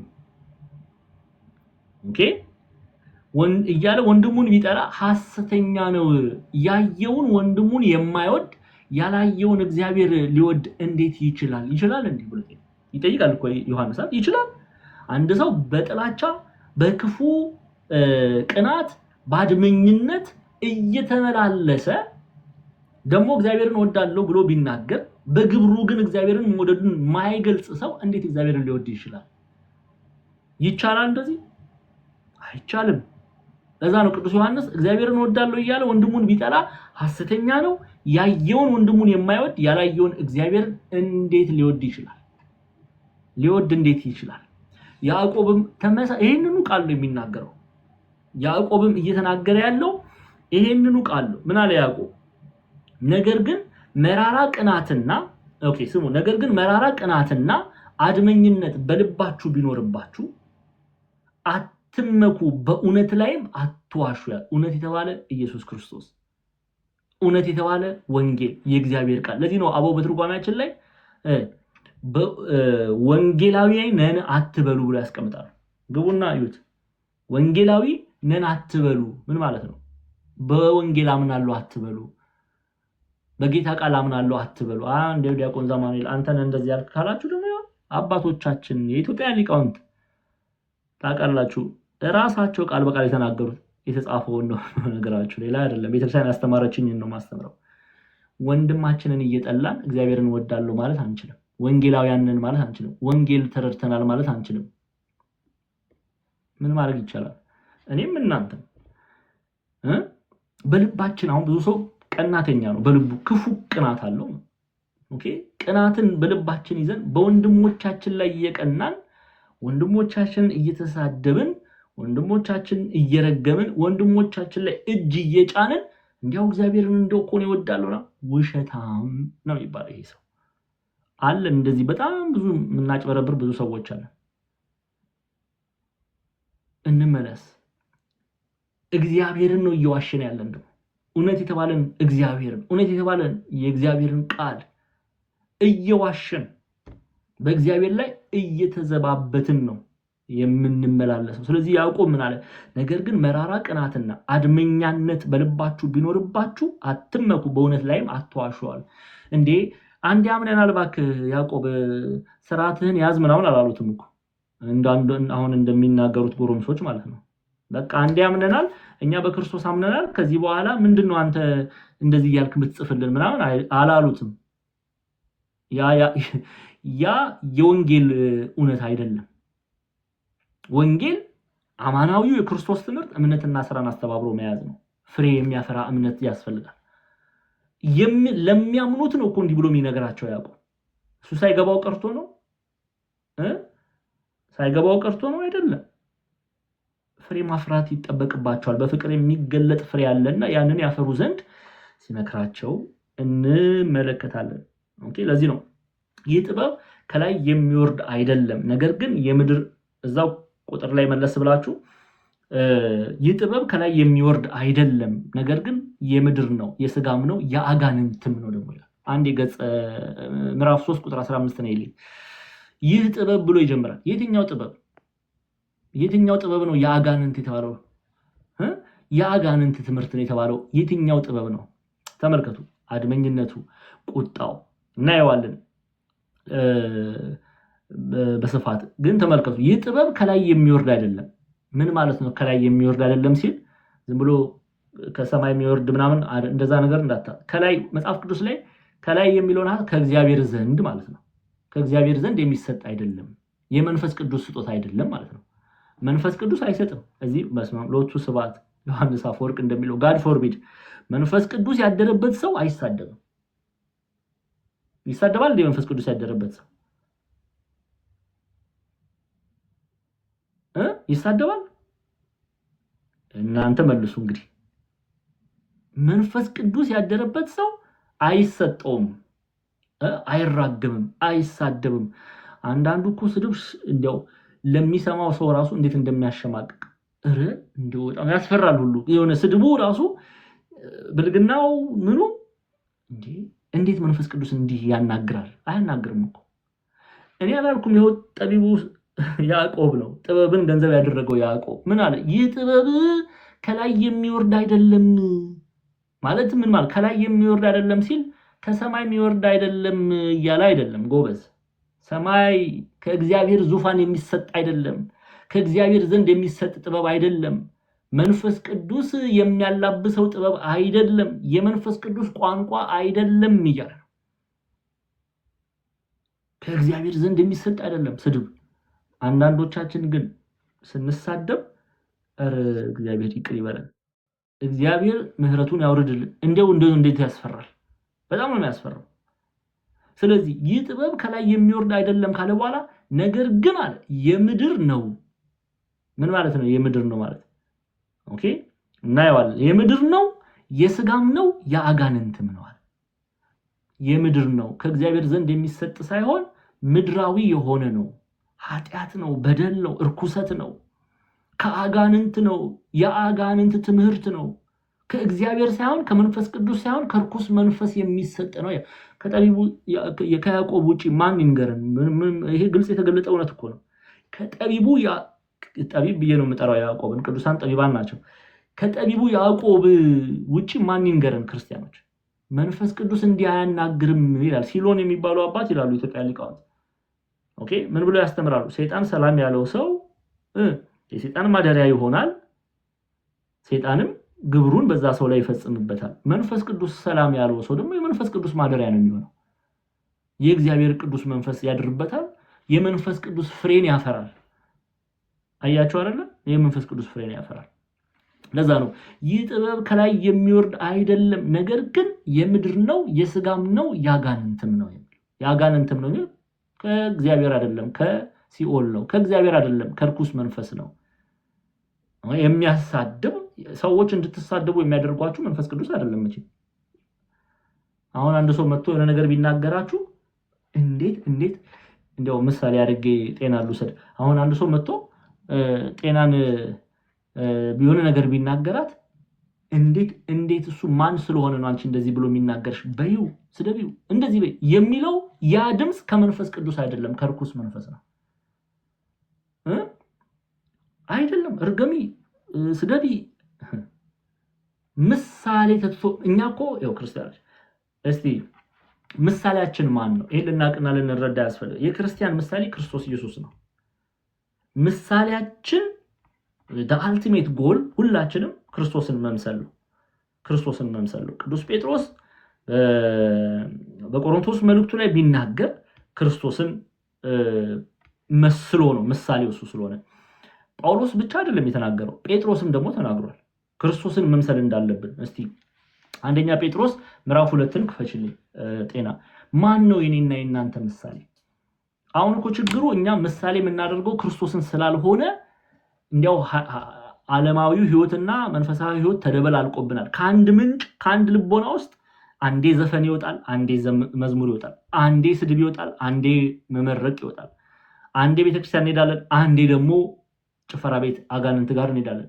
ዝብርቅርቅ ያለ ህይወት የምንኖረው ስላልተረዳን ነው መንፈሳዊ ህይወቱን፣ እኔም እናንተም። ኦኬ እስቲ ይሄ እንዲያውም አሁን የማነብላችሁ መጽሐፍ ቅዱስ ክፍል እንዲያው በቤታችሁ ላይ እውነት እንትን ብታትሙት፣ ሁሌ ጧጧ ስትነሱ ብትመለከቱት ደስ ይለኛል። አንደኛ ጴጥሮስ ምዕራፍ 2ን ክፈችልኝ ቁጥር 21 ጀምረን ቁጥር 21 የተጠራችሁለት አለ ጴጥሮስ። ቅዱስ ጴጥሮስ ነው የሚናገረው። በሁለቱም አንደኛ ጴጥሮስ ሁለተኛ ጴጥሮስ መልእክት በቤተክርስቲያናችን ለቅዱስ ጴጥሮስ ነው ቤተክርስቲያን የምትሰጠው። እሺ ምን ብሎ ይጀምራል? የተጠራችሁለት ለዚህ ነውና አለ። የተጠራችሁለት ለዚህ ነውና ምን ማለት ነው? በወንጌል የተጠራችሁለት ለዚህ ነው። ኦኬ በወንጌል መጠራት ብቻ አይደለም። በኤፌሶን መልእክቱ ምዕራፍ 2 ቁጥር 10 ጳውሎስ እንደነገረን ቅዱስ ጳውሎስ እንደነገረን የተፈጠርነው ለዚህ ነው። ስሙ የተጠራችሁለት ለዚህ ነውና ክርስቶስ ደግሞ ፍለጋውን እንድትከተሉ ምሳሌ ትቶላችሁ ስለናንተ መከራ ተቀብሏልና። ምኑን እንድትከተሉ አለ። ክርስቶስ ደግሞ ፍለጋውን እንድትከተሉ ምሳሌ ትቶላችሁ እርሱ መምሰልን እንድትከተሉ ማለት ነው። ምሳሌ ትቶላችሁ ስለናንተ መከራ ተቀብሏልና። እሺ ምንድነው? እስቲ እንመልከት። ከፍ በያ አሁን እዚህ ጋር ብዙ የሚያጉረመርሙ ሰዎች አሉ፣ ግን ምንም ማድረግ አይቻልም። እርሱም ማለት ኃጢአት አላደረገም፣ ተንኮልም በአፉ አልተገኘበትም። እሺ ሲሰድቡት መልሶ አልተሳደበም፣ መከራም ሲቀበል አልዛተም፣ ነገር ግን በጽድቅ ለሚፈርደው ራሱን አሳልፎ ሰጠ ይላል። ታዲያ እኔና እናንተ ምን ቆርጦን ነው ምን ገዶን ነው የምንሳደበው? በክርስቶስ ከሆነን ማለት ነው።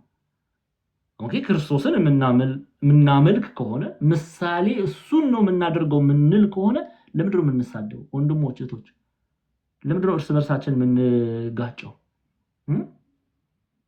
ከምን ይመስላችኋል?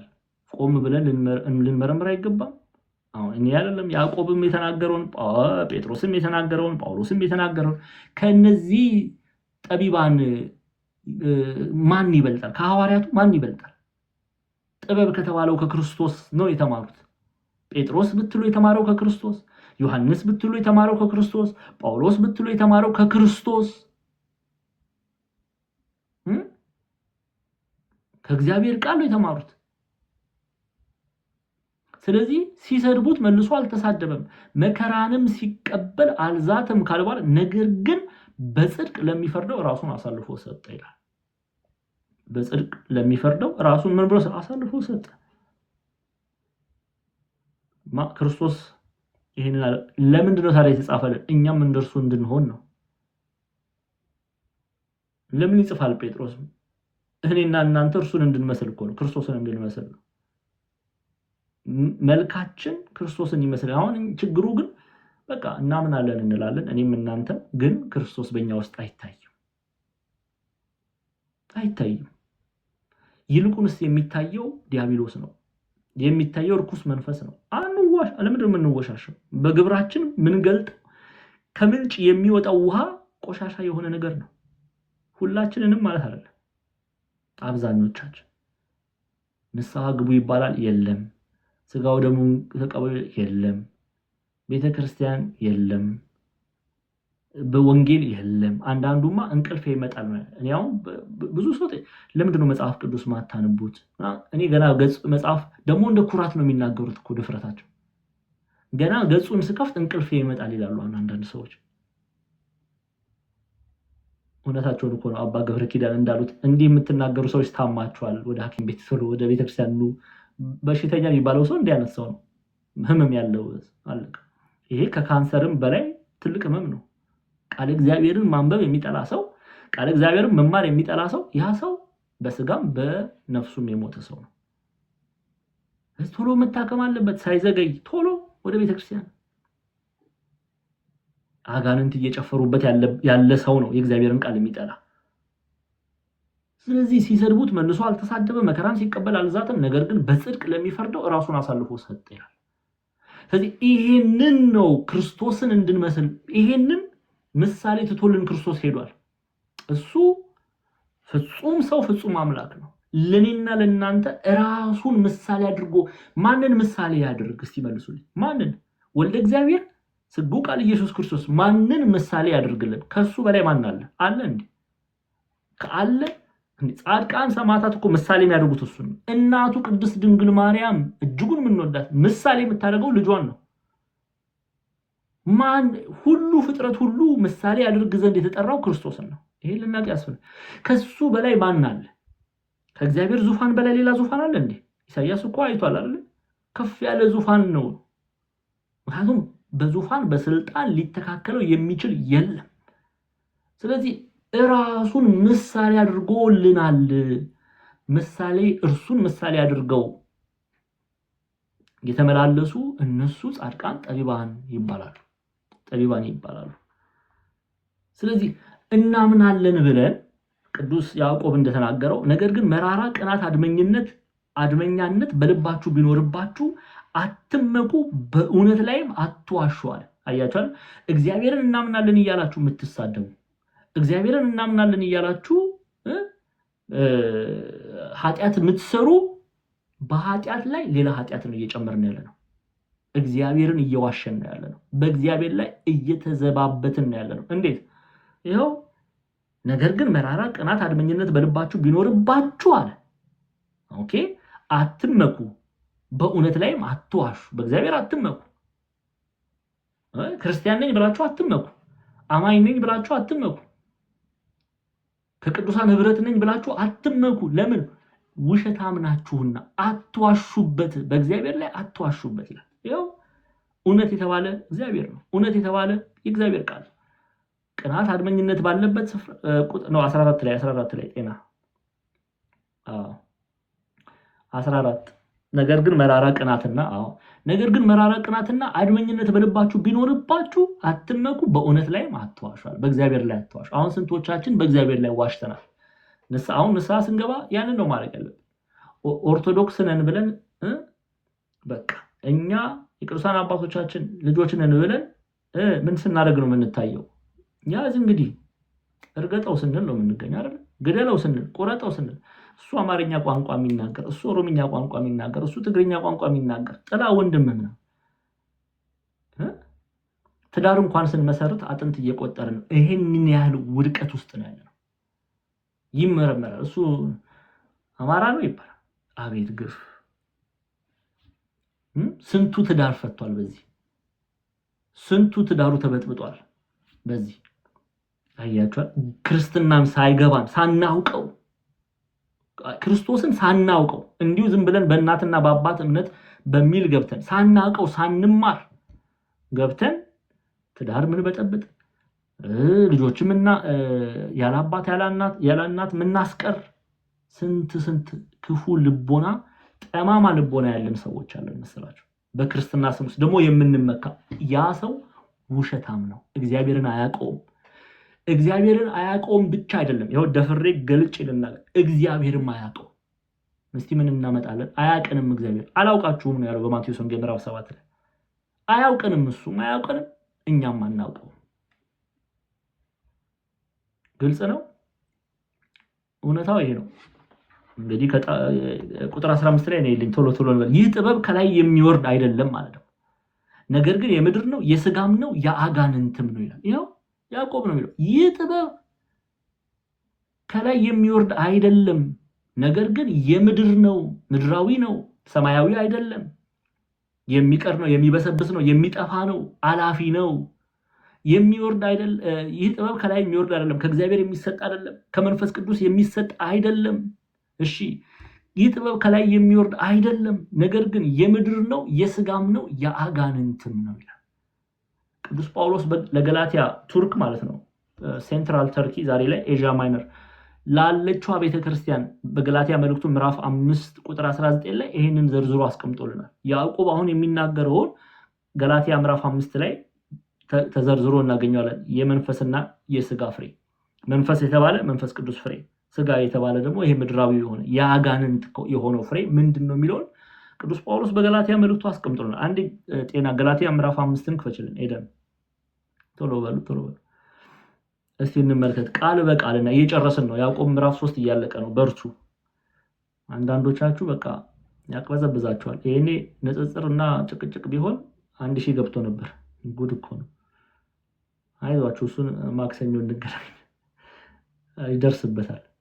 እሺ ይኸው የስጋ ስራም እየተገለጠ ነው ይላል። የስጋ ስራ ምን ያለን እየተገለጠ ነው። የስጋ ስራ የተገለጠ ነው። የአጋንንት ስራ የተገለጠ ነው። የምድራዊ የሆነው ስራ የተገለጠ ነው። እሺ የሚያልፈው የተገለጠ ነው። ምድራዊ ሲል የሚያልፍ የሚጠፋ ዘላለማዊ ያልሆነ እሱ የተገለጠ ነው። የስጋ ስራም የተገለጠ ነው። እርሱም ይልና ዝሙት፣ እርኩሰት፣ መዳራት፣ ጣዖት ማምለክ፣ ሟርት፣ ጥል፣ ከፍ ያልሽ ጥል፣ ክርክር፣ ቅንዓት፣ ቅድም ያዕቆብ የተናገረው ቁጣ፣ አድመኝነት፣ መለያየት፣ መናፍቅነት፣ መግደል፣ መናፍቅነት፣ ምቀኝነት፣ መግደል፣ እሺ ስካር፣ ዘፋኝነት። ችንችንማ እስቲ ወደ ሌላ ጉድ አንገባም እንጂ ስካር፣ ዘፋኝነት ይህንም የሚመስል ነው። አስቀድሜ እንዳልሁ እንደዚህ ያሉትን የሚያደርጉ የእግዚአብሔር መንግስት አይወርሱም ማለት። በነገራችን ላይ አንዳንድ ፕሮቴስታንቶች ያዕቆብና ጳውሎስን ለማጣላት እንዲያው ክብሪት ይጭራሉ። ያው ክብሪት ጭራው ራሳቸውን አቃጥለው ይጠፋሉ እንጂ ያዕቆብና ጳውሎስ ተመልከቱ እጅጉን የሚዋደዱ እውነተኛ የእግዚአብሔር ባለሟሎች ናቸው፣ ሐዋርያት ናቸው። እግዚአብሔርን እጅጉን የሚወዱ ይኸው ቃል ኢቭን መልእክታቸው እንኳን ተመሳሳይ ነው። ተመልከቱ ምን አይነት ህብረት እንዳለው። እስካሁን በተለይ ያዕቆብ የተማራችሁ መቼም ከዚህ በኋላ ያዕቆብና ጳውሎስን ብለው ቢነሱ መናፍቃን ጆሮ የምትሰጡም አይመስለኝም። ከዚህ በኋላ የተማራችሁ፣ ያልተማራችሁ ያው ትዳረቃላችሁ። የተማራችሁ ግን ግልጽ ነው ግልጽ ነው። ምንም የሚጣሉበት ጉዳይ የለም። ያዕቆብ ምዕራፍ 2 ላይ በደንብ ፍትፍት አድርገን ነው ያየነው። በተረፈው ጉባኤ እስጢፋኖስ ላይ እንገናኝ፣ በተለይ ለዛ ቤት ሰዎች ግን እንመለስ። እዚህ ላይ አስቀድሜ እንዳልሁ እንደዚህ ያሉትን የሚያደርጉ የእግዚአብሔር መንግስት አይወርሱም ማለት። ያዕቆብ ታዲያ ምንድነው የተናገረው?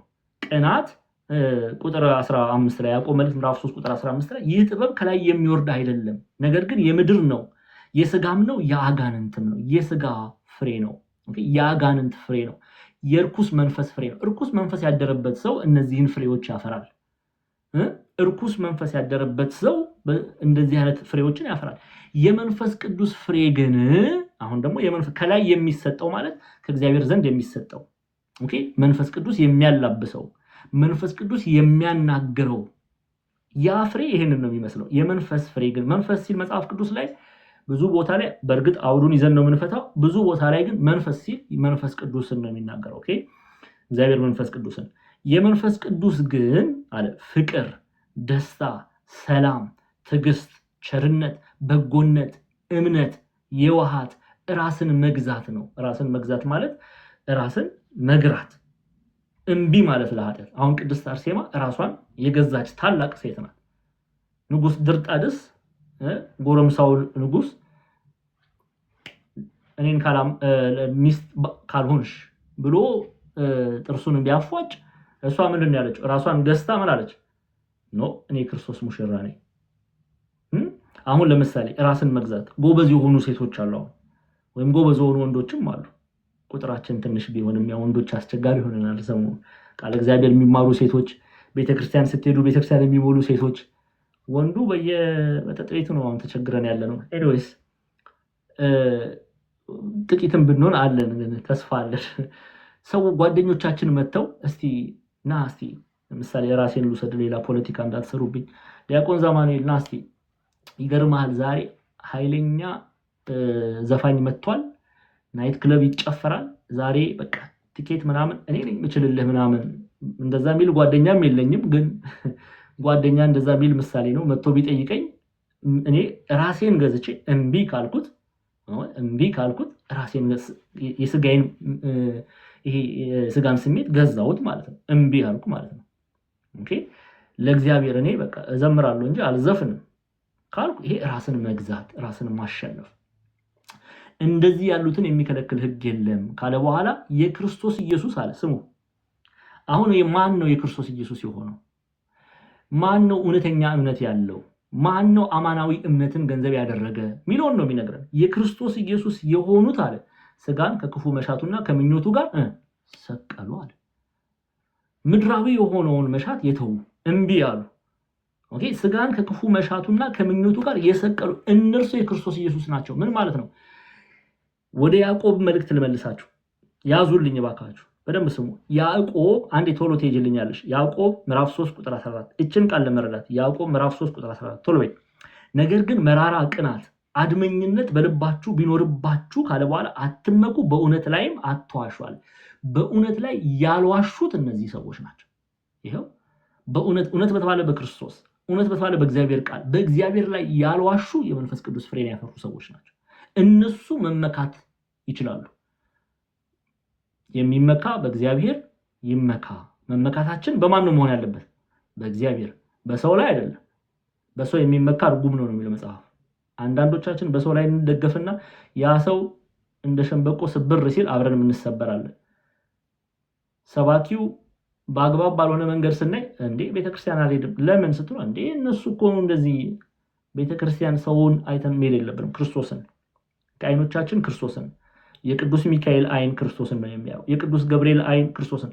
እልፍ አላፍ አይኖቻቸው ቅዱስ ቅዱስ ቅዱስ እያሉ እግዚአብሔርን ነው። አንቺና እኔ ምን ገዶን ነው ሰው አይተን ያ ሰው ሲስት እኛም ጥለን ገደል ምንገባ እንዲህ መሆን የለብን። መመካታችን በክርስቶስ ነው መሆን ያለበት።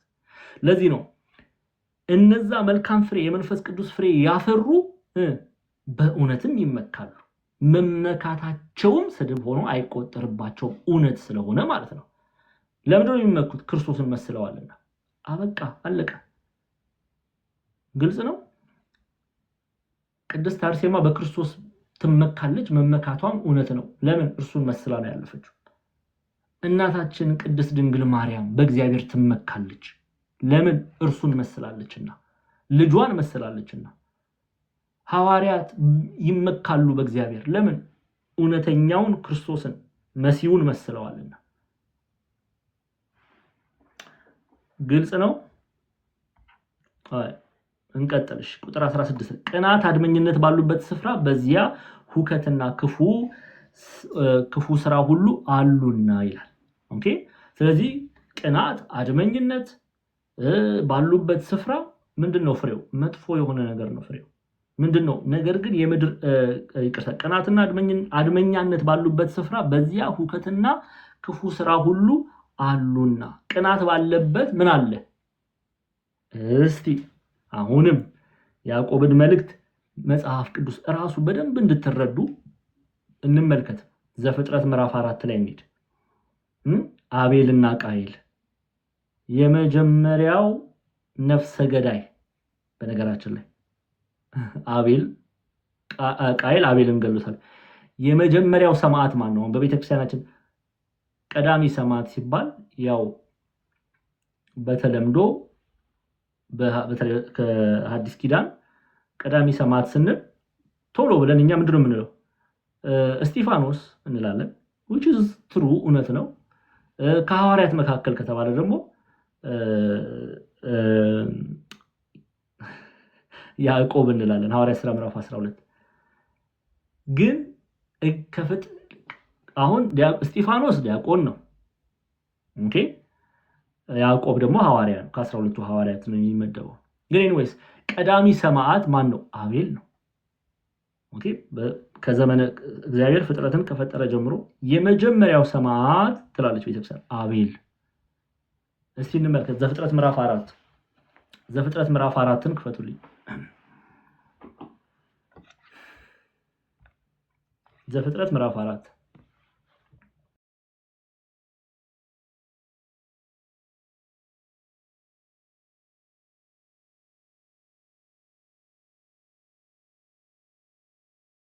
ዘፍጥረት ምዕራፍ 4 ቁጥር ስንት ላይ ልክፈት መምህር? ምዕራፍ 4 ከቁጥር 1 ጀምሮ ይቅርታ፣ ቁጥር 1 ጀምሮ።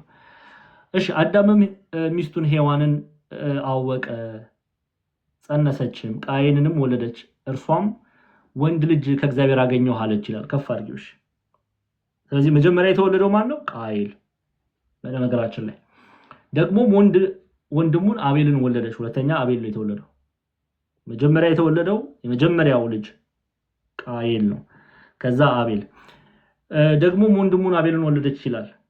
አቤልም በግ ጠባቂ ነበረ፣ ቃየንም ምድርን የሚያርስ ነበረ። ከብዙ ቀንም በኋላ ከፍ እያልሽ ቶሎ ቃየን ከምድር ፍሬ ለእግዚአብሔር መስዋዕት አቀረበ።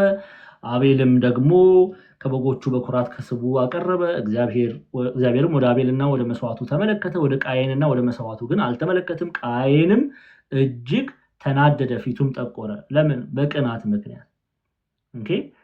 እሺ እንቀጥል ቶሎ እያልን። እግዚአብሔርም ቃየንን አለው፣ ለምን ተናደርክ? ለምንስ ፊትህ ጠቆረ? መልካም ብታደርግ ፊትህ የሚበራ አይደለምን? መልካም ባታደርግ ግን ኃጢአት በደጅ ታደባለች። ፈቃዷ ወደ አንተ ነው፣ አንተ ግን በእርሷ ላይ ንገስባት። ቃየንም ወንድሙን አቤልን ና ወደ ሜዳ እንሂድ አለው። በሜዳም ሳሉ ቃየን በወንድሙ በአቤል ላይ ተነሳበት፣ ገደለውም። አያችኋል? ተነስቶበት ምን አደረገ? ገደለውም።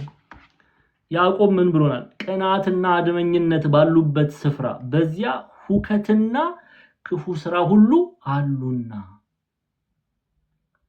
እየሰማችሁኝ ነው? ሰው በቅናት ተነሳስቶ ሚስቱን ገደለ ሲባል ሰምታችሁ አታውቁም? እድሜ ለዩቲዩብ አሁንማ እሱ ነው ሁሉ ሰው የሚያይ። ሚስት በቅናት ተነስታ ባሏን በሰነዘራ አናቱን አለችው። ብሎ ፖስት የሚያደርጉ ብዙ አለ። እሱንማ እናውቃለን። ጳውሎስ ጴጥሮስን ነው እኛ ምን አሉ ብዬ በጠይቀው አትመልሱ። ቅናትና አድመኝነት ባለበት ክፉ ስራ ሁሉ በዛ ያለ አለ ያዕቆብ። ኃጢአትን ይወልዳል። ኦኬ፣ ሰው በቅናት ተነስቶ አይመርቅህም። ምንድነው የሚያደርገው? መርዝ ነው የሚሰጥህ። ጀርባህን ነው የሚወጋ። በአንተ ላይ ክፉ ነገርን ነው የሚያደርገው። ቃየል በአቤል ላይ በቅናት ተነስቶ ምን አደረገ? ገደለው። ሙሴ እንደጻፈልን። ስለዚህ ቅናትና አድመኛነት ባሉበት ስፍራ በዚያ ሁከትና ክፉ ስራ ሁሉ አሉና ይላል። ኦኬ፣ እስቲ ቆላሲስ ምዕራፍ 3 አንዴ ተይው ቆላሲስን ተይውና ቲቶን ክፈችልኝ። ቲቶ ቅዱስ ጳውሎስ ወደ ቲቶ የላከው ምዕራፍ 3 ላይ ነው ያለኝ።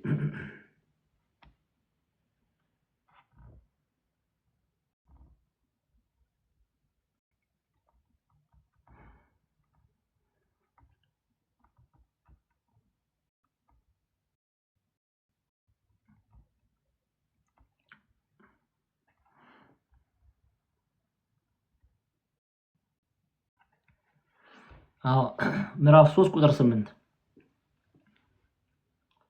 ምዕራፍ 3 ቃሉ የታመነ ነው ብሎ ነው የሚለው። ኦኬ፣ ስለዚህ ቃሉ የታመነ ነው፣ እግዚአብሔርን የሚያምኑት በመልካም ስራ በጥንቃቄ እንዲጸኑ እነዚህን አስረግጠህ እንድትናገር እፈቅዳለሁ። ይህ መልካምና ለሰዎች የሚጠቅም ነው። ነገር ግን ሞኝነት ካለው ምርመራና ከትውልዶች ታሪክ ከክርክርም ስለ ሕግም ከሚሆን ጠብ ራቅ። የማይጠቅሙና ከንቶች ናቸው። መለያየትን የሚያነሳ ሰው ጠማማ እንዲሆን በራሱም ላይ ፈርዶ ኃጢአትን እንዲያደርግ አውቀ አንድ ጊዜም ሁለት ጊዜም ከገሰጽከው በኋላ እንዲህ ከሚመስል ሰው ራቅ ይላል ሐዋርያ ቅዱስ ጳውሎስ። ኦኬ፣ ስለዚህ ቅናት ከተላበሱ ሰዎች፣ አድመኝነት ከተላበሱ ሰዎች፣ ጠብን ከሚጭሩ ሰዎች ብትችሉ መምከር አንድ ሁለት፣ ካልሆነ ግን ከዚያ መራቅ ነው ያለብን ክርስቲያኖች። ስለዚህ እነሱ ባሉበት ስፍራ በዚያ ሁከትና ክፉ ስራ ሁሉ አሉና፣ ሁከት ክፉ ስራ የሚለው ኃጢአትን በደልን ነው። ኦኬ፣ ከዛ ራቅ፣ እዛ ራቅ። ቅዱስ ጳውሎስም መለያየትን የሚያነሳ ሰው በራሱም ላይ እንደፈረደ እየነገረን ሐሳቡም ጠማማ እንደሆነ በመንገር አንዴ ሁለቴ ትመከራላችሁ፣ ካለበለዚያ መራቅ። ዛሬ እኔና እናንተ ቤስት ፍሬንድ አድርገናቸዋል። ጭራሹ ነው። ጉድ እኮ ነው። ከጳውሎስ ቃል በላይ የምንፋንን በጣም ብዙ ሰዎች አሉ። ምከሩ፣ እምቢ ያለን ሰው መራቅ ነው ያለብህ። ይሄ ነው የቤተክርስቲያን ትምህርት። ይሄ ነው የቤተክርስቲያን ትምህርት። ምክንያቱም ነገ እናንተንም ነው የሚበክሉት፣ ሌላውንም ሰው ነው የሚበክሉት። ኦኬ፣ ሌላ ተግዳሮት፣ ሌላ ችግር ነው የሚያመጡት። ትመክራላችሁ፣ እምቢ ያለን ሰው ከዛ ሰው ትርቃላችሁ። ሐዋርያት ያደርጉ የነበረው ይሄንን ነው። የሐዋርያት ስራን 1 ዓመት ሙሉ ስንማር አይታችኋል። ጫማቸውን እያራገፉ ነው ይሄዱ የነበረው፣ ከየከተማው ይወጡ የነበረው። ኦኬ፣ ቁጥር 17 እና 18 እንይና እንጨርሳለን። በቃ 17 እና 18 እንጨርሳለን። መምህር ዘላለም፣ ዲያቆን ክርስቶፎሮስ፣ ቀሲስ ኤፍሬም፣ ወንድማችን ጳላዲዮስ እነሱ ይቀበላሉ። ዘሌ፣ ዲያቆን ክርስቶፎሮስ ሐሳብ ይሰጡና ጳላድ አንድ የሚናገረው ነገር አለ፣ መልእክት አለው። ከዛ ቀሲስ ኤፍሬም መጨረሻ ላይ በጸሎት ይዘጉልናል።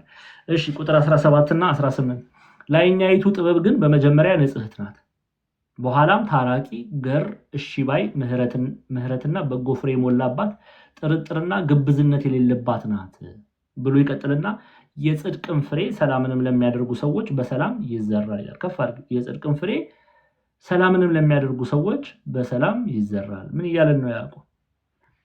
ላይኛይቱ ስል ከእግዚአብሔር ዘንድ የምትሰጠዋ ጥበብ፣ መንፈስ ቅዱስ የሚሰጠው ጥበብ፣ የእግዚአብሔር የሆነው ጥበብ። ኦኬ፣ የመንፈስ ቅዱስ ቋንቋ ምንድን ነው አለ? ይህ ላይኛይቱ ጥበብ የእግዚአብሔር ጥበብ ማለት ነው። በመጀመሪያ ንጽሕት ናት አለ። ምንም እንከን አይወጣላትም፣ በእግዚአብሔር የተወደደች ናት፣ ንጹህ ናት እያለ ነው። ኦኬ፣ መጀመሪያ ላይኛይቱ ጥበብ ግን በመጀመሪያ ንጽሕት ናት። ከዛስ በኋላም ታራቂ ናት፣ እሺ ባይ ናት። እርቅን እንጂ ጥላቻን አይደለም የምትፈልገው። እርቅን አይደል? አሁን አንዳንዶቻችን ታረቁ ስንባል እምቢ እንላለን። ለምን? እግዚአብሔር እንኳን ድፍረታችን ጥግ ነው የምነግራችሁ። እግዚአብሔር እንኳን ወርዶ ታረቂ ቢለኝ አልታረቅም የምንል ሰዎች አለ። ይሄ አሁን ከእግዚአብሔር ነው ያጋንንት ቤት በእኛ ላይ ያጋንንት ቤቱን የሰራብን ሰዎች እንጂ እንዲህ የምንናገር። የእግዚአብሔር ጥበብ ታራቂ ናት። እግዚአብሔር ጥበብ ፍቅር የተላበሰች ናት። ከእግዚአብሔር ዘንድ የሚሰጠው ጸጋ፣ ከእግዚአብሔር ዘንድ የሚሰጠው ቋንቋ ጥበብ፣ የመንፈስ ቅዱስ ስጦታ እሺ የሚል እንጂ እምቢ የሚል አይደለም ለእርቅ። ተመልከቱ። ላይኛይቱ ጥበብ ግን በመጀመሪያ ንጽሕት ናት፣ ንጹህ ናት፣ በእግዚአብሔር የተወደደች ናት። በኋላም ታራቂ፣ ገር፣ እሺ ባይ፣ ምሕረትና በጎ ፍሬ የሞላባት፣ ጥርጥርና ግብዝነት የሌለባት ናት ይላል። አያችሁ አይደለ? ይሄ መልኳ ነው። ይሄ መንፈስ ቅዱስ ስጦታ ነው።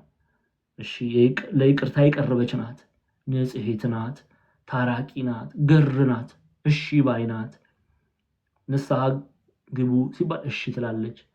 ለንስሐ የተነሳች፣ ለስጋው ደግሞ እሺ፣ ለእግዚአብሔር ቃል እሺ፣ ለጌታ ቃል እሺ፣ ለክርስቶስ ቃል እሺ፣ ለወንጌል እሺ፣ ለእግዚአብሔር ቃል እሺ ምትል፣ ለሐዋርያት እሺ፣ ለጴጥሮስ እሺ፣ ለጳውሎስ እሺ፣ ለርኩስ መንፈስ እምቢ፣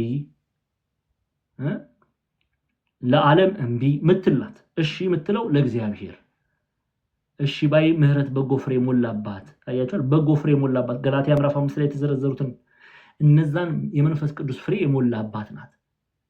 ጥርጥርና ግብዝነት የሌለባት ናት ደግሞ ይላል። በእምነቷ አትጠራጠርም። አሁን እኛ ችግር እዚህ ላይ ነው። አሁን ድረስ የምንጠራጠር ብዙ ሰዎች አሉ። በእምነታችን የምንጠራጠር እንዲያው ግን ይሄ እግዚአብሔር የሚባለው ነገር እውነት ይሆንን ብለን አግናስቲክ የሆንን ሰዎች አሉ። እንደዛ አግናስቲክ ማለት በቃ እምነት የሌለው ወይም ሊኖር ይችላል፣ በአማርኛው ቃል ቲንክ ሊሆን ይችላል የሚል ሰው አግናስቲክ ይባላል።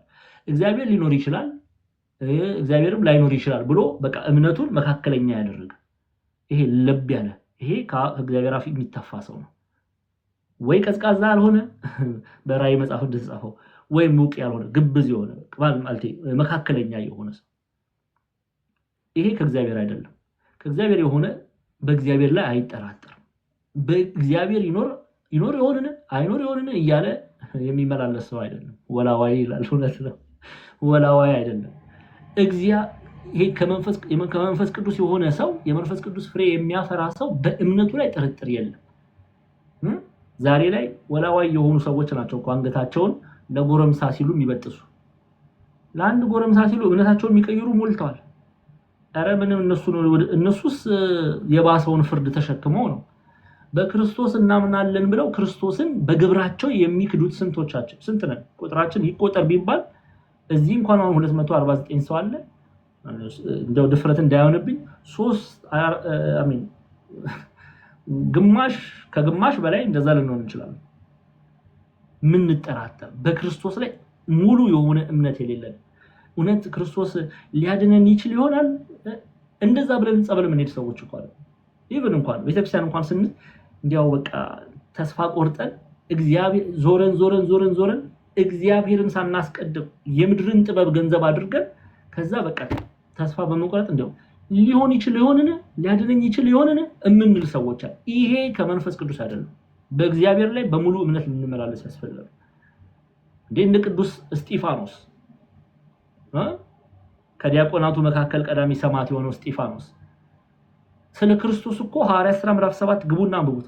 ስለ ክርስቶስ እኮ ሲመሰክር እርሱ ይኖር ይሆንን በሚል እምነት እኮ በእውነት ነው መሲህነቱን የመሰከረው፣ አዳኝነቱን የመሰከረው፣ ኢየሱስ መሆኑን የመሰከረው። ኢየሱስ ማለት መቼም ዛሬም የሚያጉረመርም አለ ብዬ አላምንም። ኢየሱስ ማለት እግዚአብሔር መድኃኒት ነው ማለት ነው። አርፈን ቁጭ እንበል። ስርዓት ያዙ አንዳንድ ሰዎች። ኢየሱስ ማለት እግዚአብሔር መድኃኒት ነው ማለት ነው። የማቅለል ስም አይደለም። ክርስቶስ ማለት ደግሞ ክርስቶስ ስንል ደግሞ መሲህ እያለን ነው።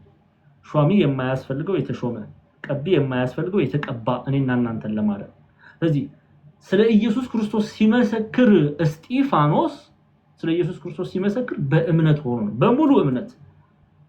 እና አብርሃምን ብትሉ በእምነታቸው ተመስክሮላቸዋል። ስለዚህ ጥርጥር ግብዝነት የሌለባት ናት ይላል።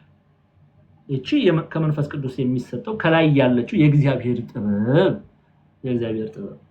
ከዛ የጽድቅንም ፍሬ ሰላምንም ለሚያደርጉ ሰዎች በሰላም ይዘራል።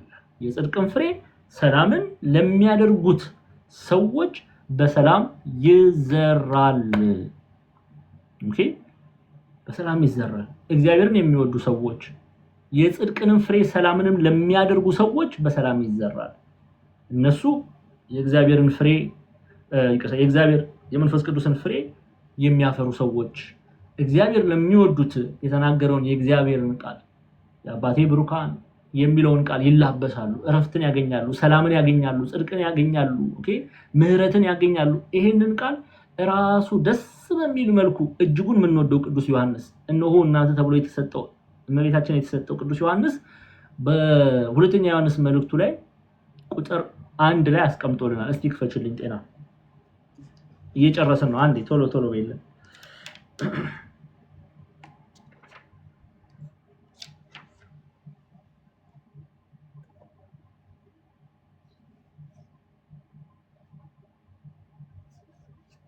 ይሄው ከፍ አድርጊው በእኛ ስለሚኖር አለ ቅዱስ ዮሐንስ በእኛ ስለሚኖርና ከእኛ ጋር ለዘላለም ስለሚሆን እውነት በእኛ ስለሚኖር አለ ከሐዋርያት ጋር ስለሚሆን የእግዚአብሔር ቃል ክርስቶስ እሺ በእኛ ስለሚኖር ከኛም ጋር ለዘላለም ስለሚሆን እውነት ካለ በኋላ ስሙ እኔ ሽማግሌው ይላል። ሽማግሌ ማለቱ አንደኛ ሽማግሌ የሚለው በትርጓሜያችን ሽማግሌ የሚለው ቃል መጽሐፍ ቅዱስ ላይ በምዕመናን ላይ የተሾሙ ምዕመናንን ለማስተማር ለመምከር የተሾሙ እንትኑን ነው የሚናገረው አገልጋይ መሆኑን ነው የሚናገረው። አንድም ይሄ ሽማግሌ በሁለት ይፈታል። አንድም ደግሞ ይሄንን መልእክት በሚያዘጋጅበት ጊዜ ላሉ አበው በእድሜው የገፋ መሆኑን ነው የሚገልጸው። ስለዚህ እኔ ሽማግሌው በእውነት ለምወዳቸውና እኔ ብቻ ሳልሆን እውነትን የሚያውቁ ሁሉ ደግሞ ለሚወዷቸው ለተመረጠች እመቤትና ለልጆቿ ስለ ሮምና ነው የሚናገረው።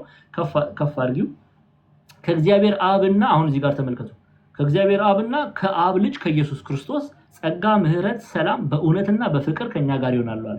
ጸጋ ምህረት ሰላም የሚላበሱት የሚሰጣቸው እውነትንና ምንን የያዙ በፍቅር የሆኑ ማለትም እውነትን በፍቅር ከሚሰራ ስራ ጋር ገንዘብ ያደረጉ እምነትና ስራን ያስተባበሩ ከእግዚአብሔር አብ አለ። ሚስጥረ ሥላሴ ነው የሚናገር በነገራችን ላይ ኦኬ ሚስጥረ ሥላሴ ከእግዚአብሔር ዘንድ ከእግዚአብሔር አብ ብቻ አይደለም ይሄ በረከት የሚመጣ ከእግዚአብሔር አብ ብቻ አይደለም በስልጣን መተካከላቸው ነው የሚናገር ወልደ እግዚአብሔርም እግዚአብሔር አብም እግዚአብሔር መንፈስ ቅዱስም በስልጣን እኩል መሆናቸውን ነው የሚናገረው። ስለዚህ ምን አለ ከእግዚአብሔር አብና ከአብ ልጅ ወልደ እግዚአብሔር የባህሪ ልጅነቱን ነው የሚናገረው ከኢየሱስ ክርስቶስ ምን ይመጣል አለ ከእግዚአብሔር ማለት ነው ምን በረከት ይመጣል አለ ጸጋ ምህረት ሰላም ይሰጣሉ። እነዚህ ጸጋ ምህረት ሰላም የሚሰጡት ግን እምነትን ታችን እውነትን የተባለ ክርስቶስ ነው የእግዚአብሔር ቃል ነው እርሱንና በፍቅር ከኛ ጋር ማለት በፍቅር የሚሰራን ስራ በእውነትና በፍቅር ከኛ ጋር ይሆናሉ ሲል ምን ብሎ ነው የሚተረጉሙት? እውነት የተባለን ክርስቶስና በፍቅር የሚሰራን ስራ ገንዘብ ያደረጉ እውነተኛ እምነትን ገንዘብ ያደረጉ ምን ያገኛሉ ማለት ነው ጸጋ ምህረት ሰላምን ይላበሳሉ። ፍጹም የሆነን ሰላም አእምሮን ሁሉ የሚያልፍ ሰላም የሚገርማችሁ የጻድቃን የቅዱሳን ሰላም በፊልጵስዩስ የተደረገው ሰላም ታስተውሳላችሁ። ጳውሎስና ሲላስ በእስር ቤት ሲጣሉ ሐዋርያት ሥራ ላይ ታገኙታላችሁ ታሪኩን በሐዋርያት ሥራ ምዕራፍ 16 ላይ ኦኬ በፊልጵስዩስ በመቄዶንያ አውራጃ አሁን ላይ ግሪክ ናት ሰሜናዊ ግሪክ ናት ኦኬ በመቄዶንያ አውራጃ ዋና ከተማ ናት ፊልጵስዩስ በአሌክዛንደር ዘ ግሬት አባት ፊሊጶስ ፊሊፕ ተሰከኝ ይሉታል ወይም ኢትዮጵያ ሊቃውንት ፊሊጶስ ይሉታል በእርሱ ስም የተሰየመች ከተማ ናት። በዛ ሐዋርያው ቅዱስ ጳውሎስ ወንጌል ሰብኳል። ወንጌልን በመስበኩ ምክንያት እሱና ሲላስ ኢየሱስ ክርስቶስ ጌታ ነው ቄሳር ጌታ አይደለም ጌታ ብለን ልንጠራ አይገባም በማለቱ ምክንያት ኦኬ ወደ እስር ተጥሏል ወደ ወህኒ ተጥሏል። አንድም በክፉ መንፈስ ትመላለስ የነበረችን አንዲት ሴት በመፈወሱ ምክንያት በእርሷ በሚያገኙት ገንዘብ የሚተዳደሩ ክፉ ሰዎች እጅ ጭነውበታል። በወህኒ ሆኖ ግን ጳውሎስና ሲላስ ምን ያደርጉ ነበር? ሐዋርያት ሥራ ምዕራፍ 16 ቁጥር 25ን ገብታችሁ ተመልከቱ። ያመሰግኑ ነበር እግዚአብሔርን ያመሰግኑ ነበር። ያ ሰላም በፈተና ውስጥ ሆናችሁ እግዚአብሔር የሚሰጠው ሰላም እንዲህ የሚያሳርፍ ሰላም ይሄንን ሰላም ገንዘብ የሚያደርጉ እውነተኛውን እምነት በክርስቶስ የሚያምኑ ያንን እምነት በስራ የሚገልጡ እውነተኛውን እምነት የተላበሱ ምን ያገኛሉ ይላል ዮሐንስ? ጸጋ፣ ምህረት፣ ሰላም። የእግዚአብሔር ጸጋን፣ የእግዚአብሔር ምህረትን፣ የእግዚአብሔር ሰላምን ይላበሳሉ። ለዚህ ነው የጽድቅም ፍሬ ሰላምን ለሚያደርጉት ሰዎች በሰላም ይዘራል እያለ ቅዱስ ያዕቆብ ምዕራፍ 3 ፍጻሜው ላይ ያስቀምጣል። የቤተክርስቲያን አባቶቻችንም ይዘራ በሰላም ይገብረዋ በሰላም ፍቅር የሚሆን ስራዋም ፍቅርን ለያዙ ሰዎች በፍቅር ይሰራል እያሉ አንድም ከእግዚአብሔር የተገኘች ጥበብስ በቅድምና የነበረች ወልድ ናት፣ አንድም ወንጌል ናት እያሉ አባቶቻችን ይሄንን ጥበብ ክርስቶስ ቅድም እንዳልኳችሁ ክርስቶስ ብለው ያስቀምጣሉ፣ አንድም ወንጌል ብለው ይናገራሉና እቺን ሰላም የሚወዷት ወንጌልን ገንዘብ ያደረጉ የእግዚአብሔርን ሰላም ይላበሳሉ ማለት ነው። ስለዚህ ፍቅር የሚሆን ስራዋም ፍቅርን ለያዙ ሰዎች በፍቅር ይሰራል። ፍቅርን የያዙ ሰዎች እምነትና ስራ እምነትን በፍቅር ለሚሰሩ ሰዎች ይህንን የእግዚአብሔር በረከት ያገኛሉ። ለዚህ ነው የጽድቅም ፍሬ ሰላምን ለሚያደርጉት ሰዎች በሰላም ይዘራል ያለ ቅዱስ ያዕቆብ ይመክረናል። አንድ ሐሳብ ላንሳና እዚህ ጋር እንጨርሳለን። ሰዓታችን ተጠቅመናል። ከዚህ በኋላ እኔም ሚዩት አድርጌ ወንድሞች ይናገራሉ። ሰው የጽድቅም ፍሬ ሰላምን ለሚያደርጉ ሰዎች በሰላም ይዘራል የሚለውን አንድ መጨረሻ ጊዜ እንትን ለማለት ሰው በአባቶቻችን ይላሉ ሰው በጥበብ አማካይነት የጽድቅን ፍሬዎች ይሰበስባል። በደህንነት የተሞላ አዝመራ ሰላምን የመዝራት ፍሬ ነው። ይህም ማለት ሰው በጥበብ አማካይነት ሰላምን አድርጎ የጽድቅን ፍሬዎች ይሰበስባልም ደግሞ ብለው የሚተረጉሙ ቤተክርስቲያን አባቶቻችን አሉና ሰላምን ገንዘብ ያደረጉ የጽድቅንም ፍሬ ሰላምን ለሚያደርጉ ሰዎች በሰላም ይዘራል። ሰው በጥበብ አማካይነት የጽድቅንም ፍሬዎች ይሰበስባል። በደህንነት የተሞላው አዝመራ ሰላምን የመዝራት ፍሬ ነው። ይህም ማለት ብለው ሰው በጥበብ አማካይነት ሰላምን አድርጎ የጽድቅን ፍሬዎች ይሰበስባል። ሰላማዊ የሆነን ሰው ሰላማዊ የሆነ በቀላል አረፍተ ነገር በቀላል አማርኛ እንድትረዱት ሰላማዊ የሆነ ሰው ሰው ይላሉ በጥበብ አማካኝነት ሰላምን አድርጎ የጽድቅን ፍሬዎች ይሰበስባል ማለት ሰላማዊ መሆን ራሱ አንድ የመንፈስ ቅዱስ ፍሬ ነው። ስለዚህ የጽድቅን ፍሬ ሰላምን ለሚያደርጉ ሰዎች ቅዱስ ያዕቆብ እንደነገረን በሰላም ይዘራል። ሰላማዊ የሆኑ ፍቅርን ገንዘብ የሚያደርጉ ሰዎች አንድም ጽድቅን ይሰበስባሉ። እምነትንም ከስራ ጋር በፍቅር ከሚሰራ ስራ ጋር የሚገልጡ እግዚአብሔር የሚወደውን ነገር ያደርጋሉ። እግዚአብሔርን መውደዳቸው የሚገለጠው በዚህ ነው እያለ ያዕቆብ ያስተምራል። አባቶቻችንም ያስተምራሉ፣ ይተረጉማሉ፣ ያብራራሉ፣ በብዙ አንድምታ ይፈቱታልና ያዕቆብ መልእክት ምዕራፍ 3 እዚህ ላይ ተፈጸመ። ያስተማረን የገሰጸን የቅዱሳን አባቶቻችን አምላክ ጌታችን አምላካችን አባታችን መድኃኒታችን ኢየሱስ ክርስቶስ ስሙ ከአጥናፍ እስከ አጥናፍ የከበረ የተመሰገነ ይሁን።